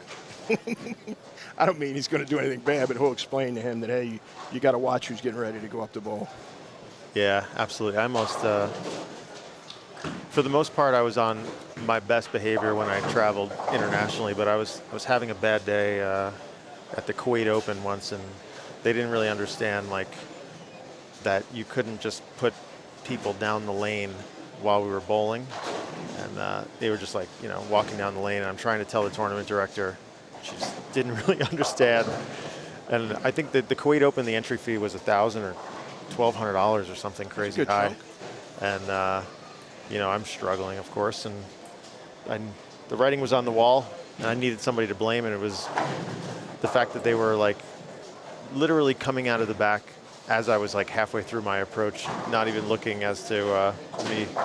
So that's a pet peeve of mine, visual cues. I know back in the day, you know, they used to do do-overs, right? I remember the famous Bob Learn show. He got a do-over for missing a 10-pin. Yeah, Parker said, hey, you know, let him take it over. And, yeah, he has, now there are no do-overs now. No. They don't give you nothing. I remember all the years on tour, there should have been 3 or 4 situations that I remember that, I mean, it was blatant, like pins dropped down out of the rack. Doesn't matter. Everything counts.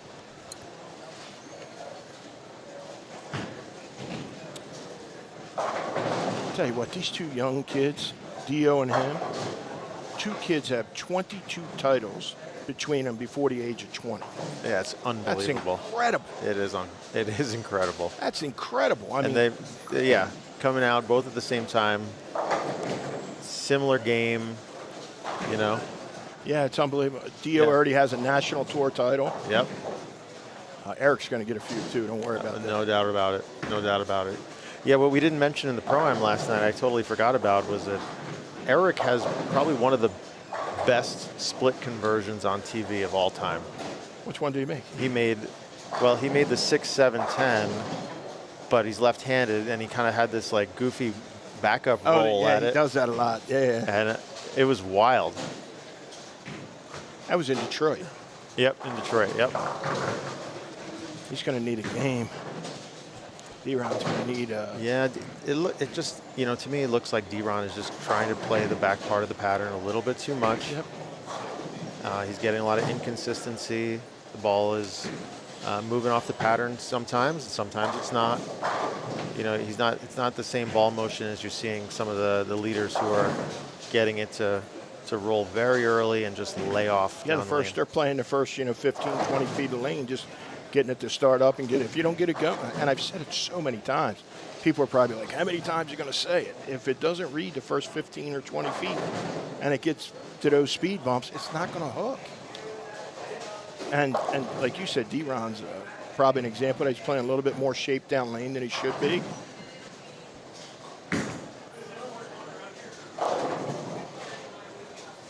Dio got that one down lane. Dio playing a lot of loft out there, yeah. He was doing it over here early, and he was almost missing the hook part of the front of the lane. And his dad came over and said, hey, you got to not loft it so much so it'd pick up, and he threw a 6-bagger here to bowl 220. And, so he made those adjustments. He naturally gets it out on lane so easy. Yeah, both of those kids, they can throw it hard, you know what I mean, and keep it on line. And you know what? They're not scared, Mike. No, he just makes it look very, very effortless. Yeah. I mean, the amount of torque that he's creating, and, the ball's kind of really curled up on his wrist, but, he's not a big guy, not doing it with a lot of strength. It's all just finesse. Yep, Eric's a little bigger guy and a little bit more power driven, you know what I mean? And they're both fantastic bowlers. Both very quiet kids, you know what I mean? They're not really, Eric's very sarcastic, very kind of interesting, quirky personality.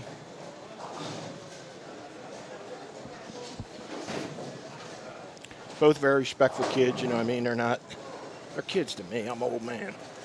But you know what I mean? 19 or 20, it's a kid to you too.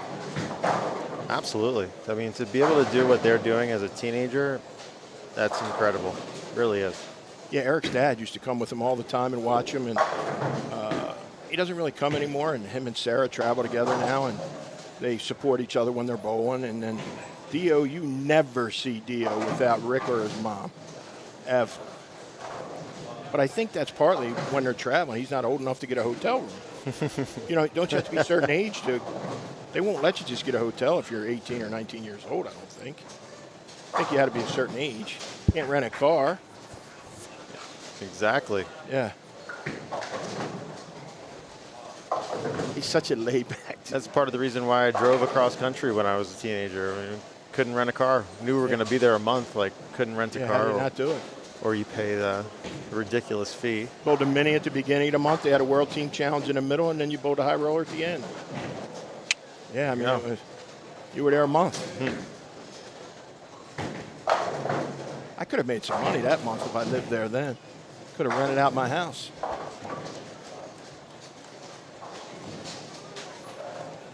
We got Alex DeVargas on lane 18, local bowling product. Oh, catching a little luck shot for 3 in a row.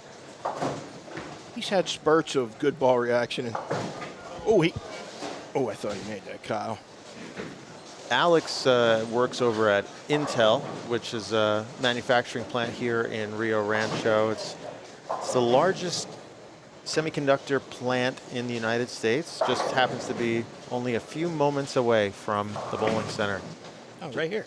Yeah, look at that. It happens to be powering the computers we're on right now. Yeah. We drove by and Mike's like, wow, the main branch is here in New Mexico. Yep.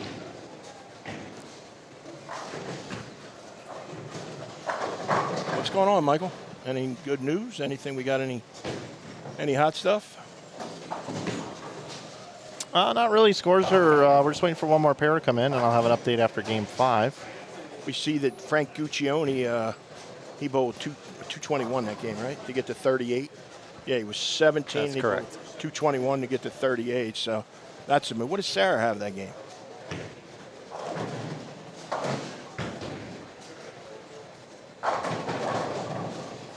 Ooh, Eric is feeling it now. 168 in game 5. Got that one a little to the left. It peeled and shot a messenger across for the front 5. Can lock him in.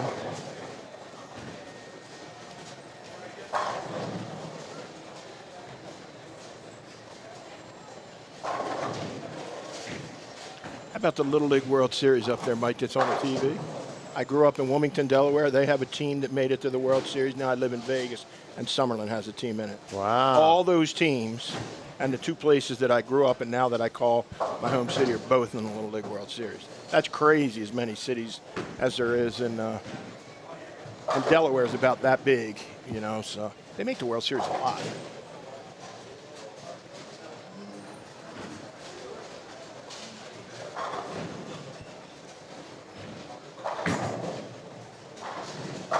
Big game for Guccione. Started out with an open.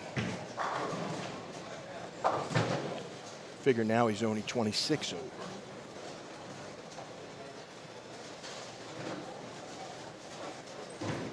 Oh, he got that one right. Needs to hook.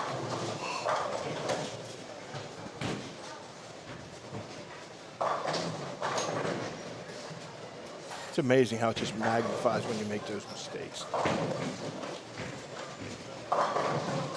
Yeah, Brian Wall, he packed the front 10 the first game.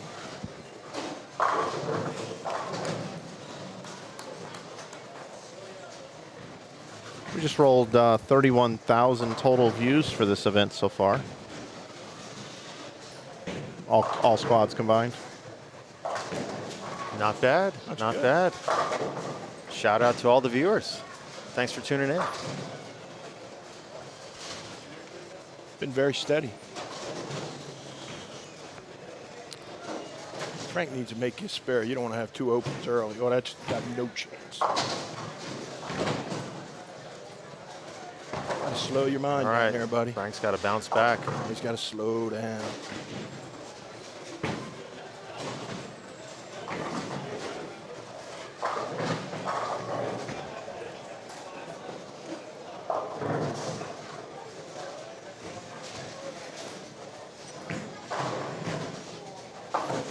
Eric Jones, front 5.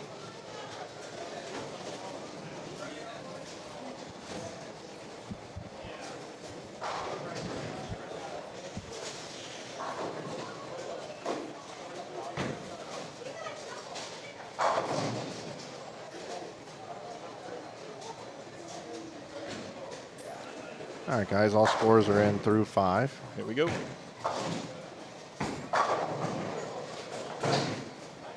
How about Brian Waugh still leads at plus 120. Francois Lavoie is at plus 92 in second. Again, looking to go back to back to back here this year.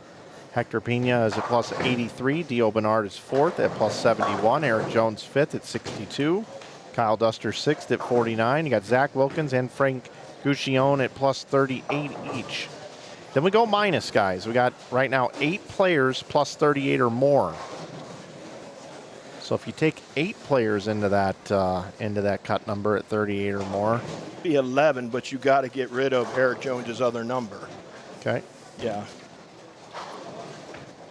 So that would be 7, right? Yep. 7 spots is plus 11. Yep. Right now would be a cut number. Plus 1, 1. 1 to the 1. But Frank also has 2 out of 3 open to start out this game. And our overall leaders. There you go. It's right there, Mike. Yeah, I don't know. I was looking to see if this thing, I forget how it adds all this stuff in. Does it at the bottom where the scores. Yeah. Wasn't sure if it would put it up there or not. So I'm going to try to intertwine them. Mike and I tried that. Mike's a professional. Sure, he can figure out how to do it, just like you. Yeah, right now our cut is sitting at plus 14. That's David McKay. If we mix in this squad. He got it. He's the guy that shot 299. Yep. David started with 299 that block. Got to remember, though, you got to take away Eric Jones. That's a double. See 30T? Oh, yeah. Okay. So that has to come out. So that's it'll be right. 13 then. And Steve has to come out. Yeah, so right now, actually, the number is Sarah Klassen at 13. At 13 over. Yep. If you're watching this and if you're not at least 78 over, you should re-enter tonight.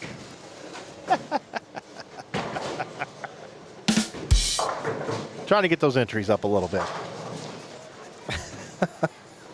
78 over. Dallas Leong, you're safe. Everybody else has no chance.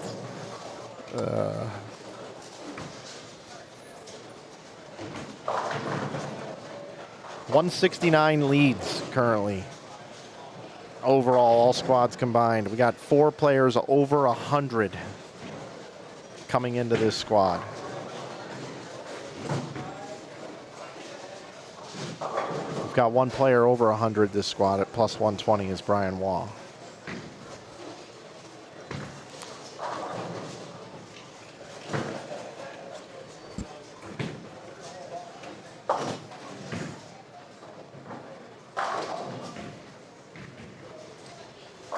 We've got our squad leader here on lane 22, Brian Waugh. And Frank Guccione as well, someone that's chasing the numbers. So we have the leader and somebody that needs to, post 190 or higher to stay in the number.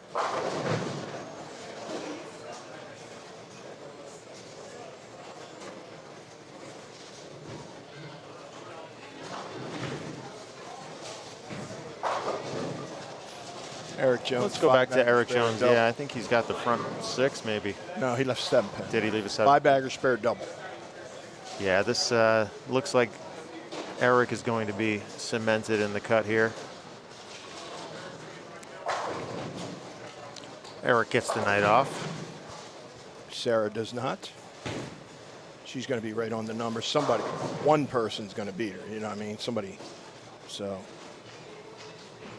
she's, as they say, pot committed right now, so she has to play.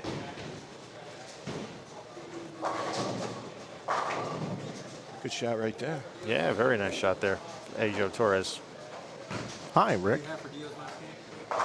What do I have for Dio's last game? 179? 179?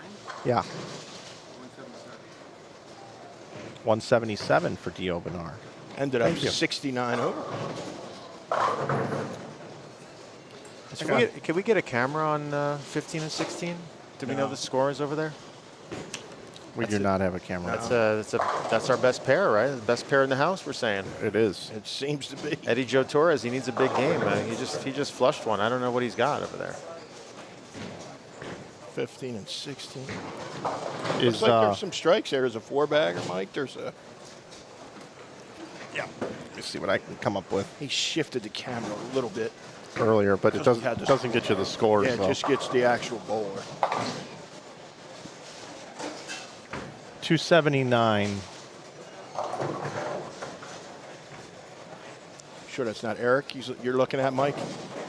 Eric can have 279. No, it's not Eric I'm looking at. Okay, just making sure. We had front 9, 9 spare for gentleman right there, just bowled in the teal shirt. I'll tell you who that is in a second. I'm telling you, that pair has had crazy numbers.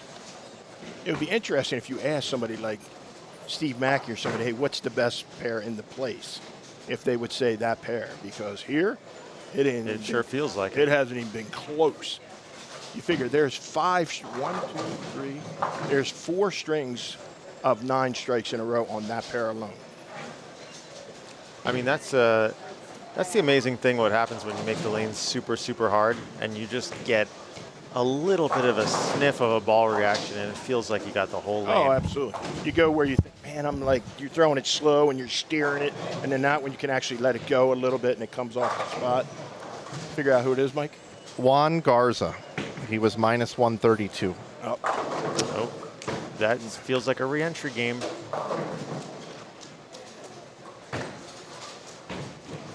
You tell him that the entries are available at the counter. Dio When you were down there. Bernard. I said, I hope you got inside pots.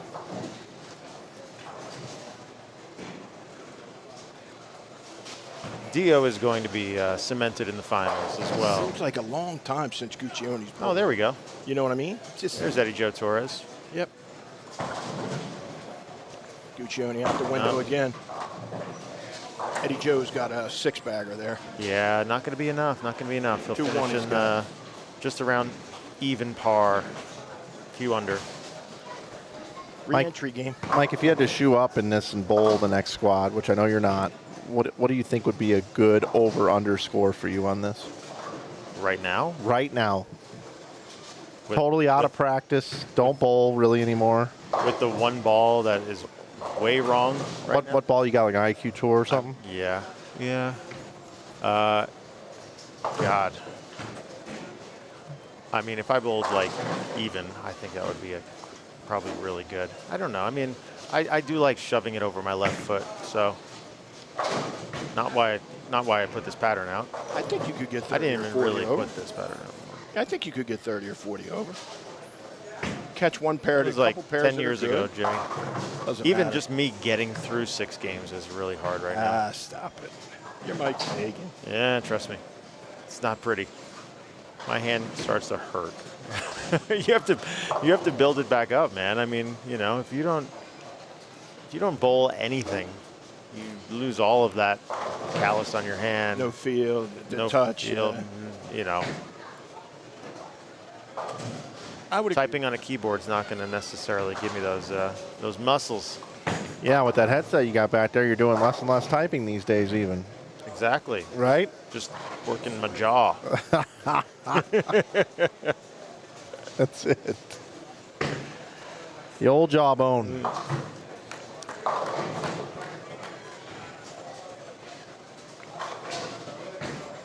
Eric Jones going to be 250. We'll see Eric Jones in the top 32 7. tomorrow. Sunday. Starting at 8 a.m. in the morning. Be there. Monster trucks.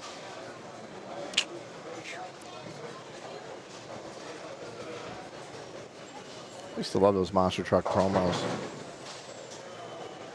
Gravedigger, Bigfoot, Snakebite. Snakebite? Yeah. No. You don't remember that truck? No. I brought my kid to one. AT&T. How do you do with the noise? Noise was very loud. Yeah, thankfully we bought some headphones on the way in. Yeah. It's loud. NASCAR, same way. Francois is just needs to really stay clean here. I think he'll be fine. He's caught a double already. He should be fine. He's 90 over. Pacing about 190. Should be plenty. He doesn't make too many mental mistakes. Who's that right above him? That's who's right above Francois? Oh, Dio Bernard. It's Dio. Lock City. Yep. All right. Who else? Who else is on the bubble here? Duster. Gooch, the Guccione man. Let's go No over to doubles. Frank. Let's go over to Frank here on lane 21. He's struggling right now. 71 in the fifth, shooting a 3.610. All right, picks it up. Yep. So he's But 29 under. So he is he's 9 over right now. He might need to find a double. He might need to find more than that. He might need to take this thing almost off the sheet. He's got 38 over right now. And he lost 29 of it right there, so he's 9 over. You're right. He doesn't want to just be at 13, 14, 15, to get him comfortably into, 20 to 30. He's going to need a 4 or 5 bagger right here. Got 211 max score 211. 190. If he misses once more, maybe he can still get there. 190 would be 20 off of that. He'd be 18 over. Ooh. Got Zach Wilkins is only 38 over now. Well, 170 last game. We got eyes on Zach. Is he already done? It looks like he's already done Look for for today. the pink hat.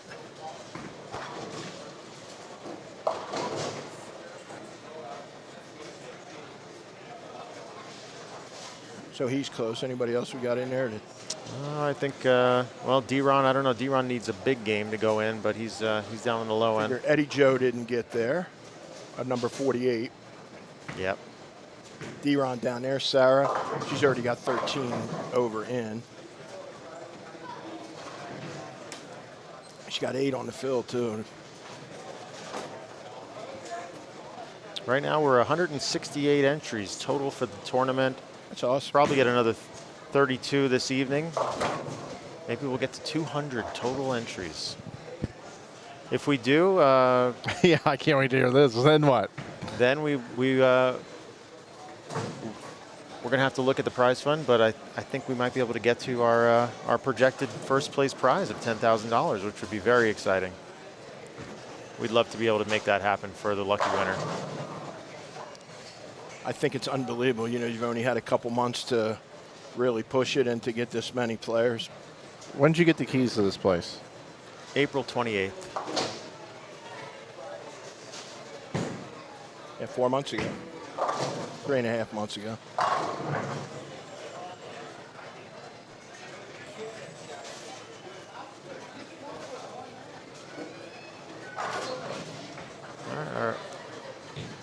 Brian Wow, our leader. He's playing a lot further left than most. He did from the beginning, too, Mike. He was, 9, 10, 11 at the beginning. Kept it in front of him. Guccione's got to find something now. Mike, we didn't discuss this, but you're, first of all, here's Dio going up in the 9th for an 8-bagger. Great shot, Guccione. Shake it off, Dio. It'll come. Yep. Dio, locked in, loaded. But we didn't discuss this, but you've got pin setters coming in. You got scoring coming in. Are you doing masking units too? No masking units yet. We've got some projector screens that we've already purchased. So we're going to be putting those up as well. So we've got six massive projector screens that will cover most of the masking units. We'd love to go to an LED wall at some point, but we've got to pace ourselves a little bit. So yeah, we're going to do the next best thing. Get some entertainment on those back walls, but yeah, Boost ST, Brunswick string machines. We've got Brunswick Sync scoring coming in, Brunswick Sync point of sale system. So we're going with the whole ecosystem. And how about seating? Are you changing seating or? Not yet. No, I mean, would love to. Yeah. You will I think, eventually. Yeah, I think it's probably going to be a 2026 project for that. But you know, in a couple months, once we have the new scoring and new pin spotters, the new Boost STs, this is going to be a whole different building. Tell you what, we're excited about it. Yeah, last week when I was in Morgantown, they have that LED wall thing. It is a cool deal. Oh, it's beautiful. It's a lot of money, though, isn't it? It's a lot of money. It's a lot of money. Yeah, I think you would probably look at about somewhere between the neighborhood of like let's call it like 8,000 a lane, 8 to 9,000 a lane. So you'd be about 192,000, almost 200 grand. Yeah. It's cool. It's very cool. It's cool. It's a game changer for sure. It is definitely. You know, and it's in a lot of ways it's future proof, right? I mean, you probably will have to pay for maintenance, but at the same time, like, you'll never have to change it again, I would hope, right? I wouldn't think so. So it's, you know, that type of thing is a 20-year investment. So you can start to justify those kind of costs over 20 years, but still a lot to come out of pocket for. Sure, there's something on the other side of these masking units right here. Oh, yeah. Used to be able to flip them over. Oh, we've already flipped them, yeah. What's on the other side? I don't know. Oh, you don't remember? Bowling pins or something, I don't know. The Brunswick Centers used to say Happy Thanksgiving on the other side. I would have had the turkey in the middle. Yeah, I remember. Dio Bernard is going to finish up with a big 290 game here. You know, Dio grew up bowling here. Yeah, I did know that. His picture was up on our wall. I saw Rick walking out. He had a picture in his hand. I don't know if it was him or Dio. Probably both.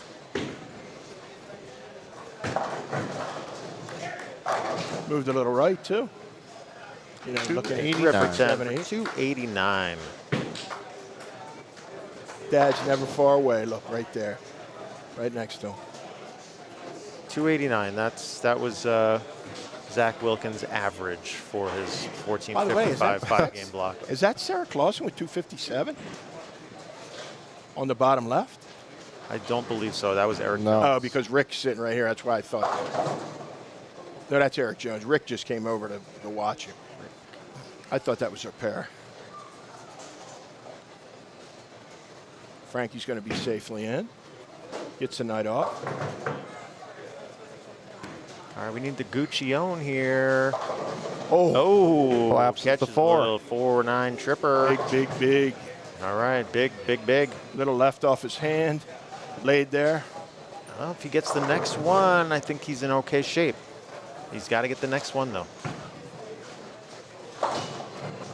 He gets the next one, he'll be in the 20s, 20 over-ish. Brian Wild just out to 3, 6, 7, 10. He made the 6, 7, 10. It was the fastest I've ever seen it made. It hit the 6, 10 and just went straight across and clubbed the 7. He got the 3, but left the 3. This guy's had a good look the whole time. Samuel. Edward. Close. I don't have my name sheet in front of me. Playing lanes the right way. You know, out there to the right. He's had a decent look. I don't think his scores are super high, but I mean, he's doing the right thing. This lady's a solid bowler, Eileen too. Linares, yeah, she's She's one of our local bowlers here. She had a 300 in the league recently. Solid ball. Keeps it in play. Does the Barcall lady bowl here as well? That bowl last night, there was a... Barkle. Barcall. Oh, Like- yeah, Karen, yeah. Yeah. No, Karen bowls here as well. She was bowls, right in there. bowls a lot of our local tournaments and leagues. Yep. She hung in there. She bowled pretty good. She was 30 over with 2 to go. Look, she bowled 177, 2-1, 240, 2-0, and then just lost a little bit of it. They got a little tight down lane with the urethane. If I were her, I would probably re-enter. I think she could put up a little bit better score than that. But I think a lot of people with this event, this is our first year going to re-entries. It's a little different mindset than 1-8 gamer, but.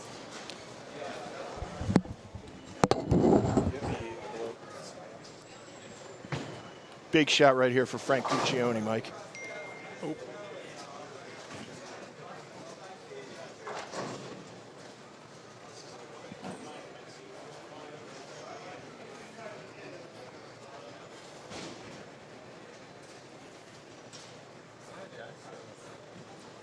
All right, guys, so here we go.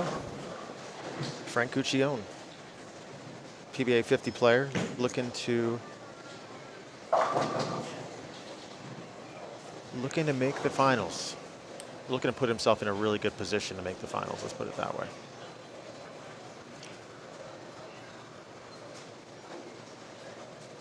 Currently at plus 38.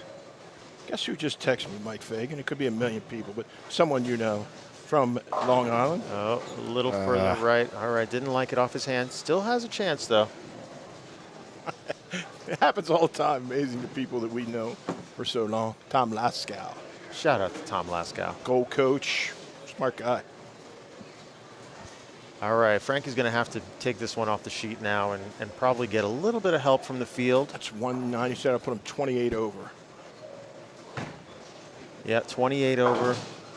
I think that's good. He would sit in about 28th place if he can strike out. It's not very easy. No, Got one double. I think 28 overs. 28 is it's going to be tight. Yeah, it's right at so he's going to need all 3 in the 10th here and a little bit of help. You figure between there's Robinson at 15. You got McKay at 14. You got Curtis at 19. You got Skidmore at 25. You got Brandon at 29. If he goes double here, or if he strikes out, 5 people will have to beat him next squad. Could happen. It could happen. Like you talked about, you thought maybe 6 may happen, or it could be 2. You don't know. Because, Mike, you made a great point that, a lot of the people that have made the cut, the good, the players are already in. So you have people now that are, bowling their second and third squad. So it could be tough to get, 4 or 5 people in.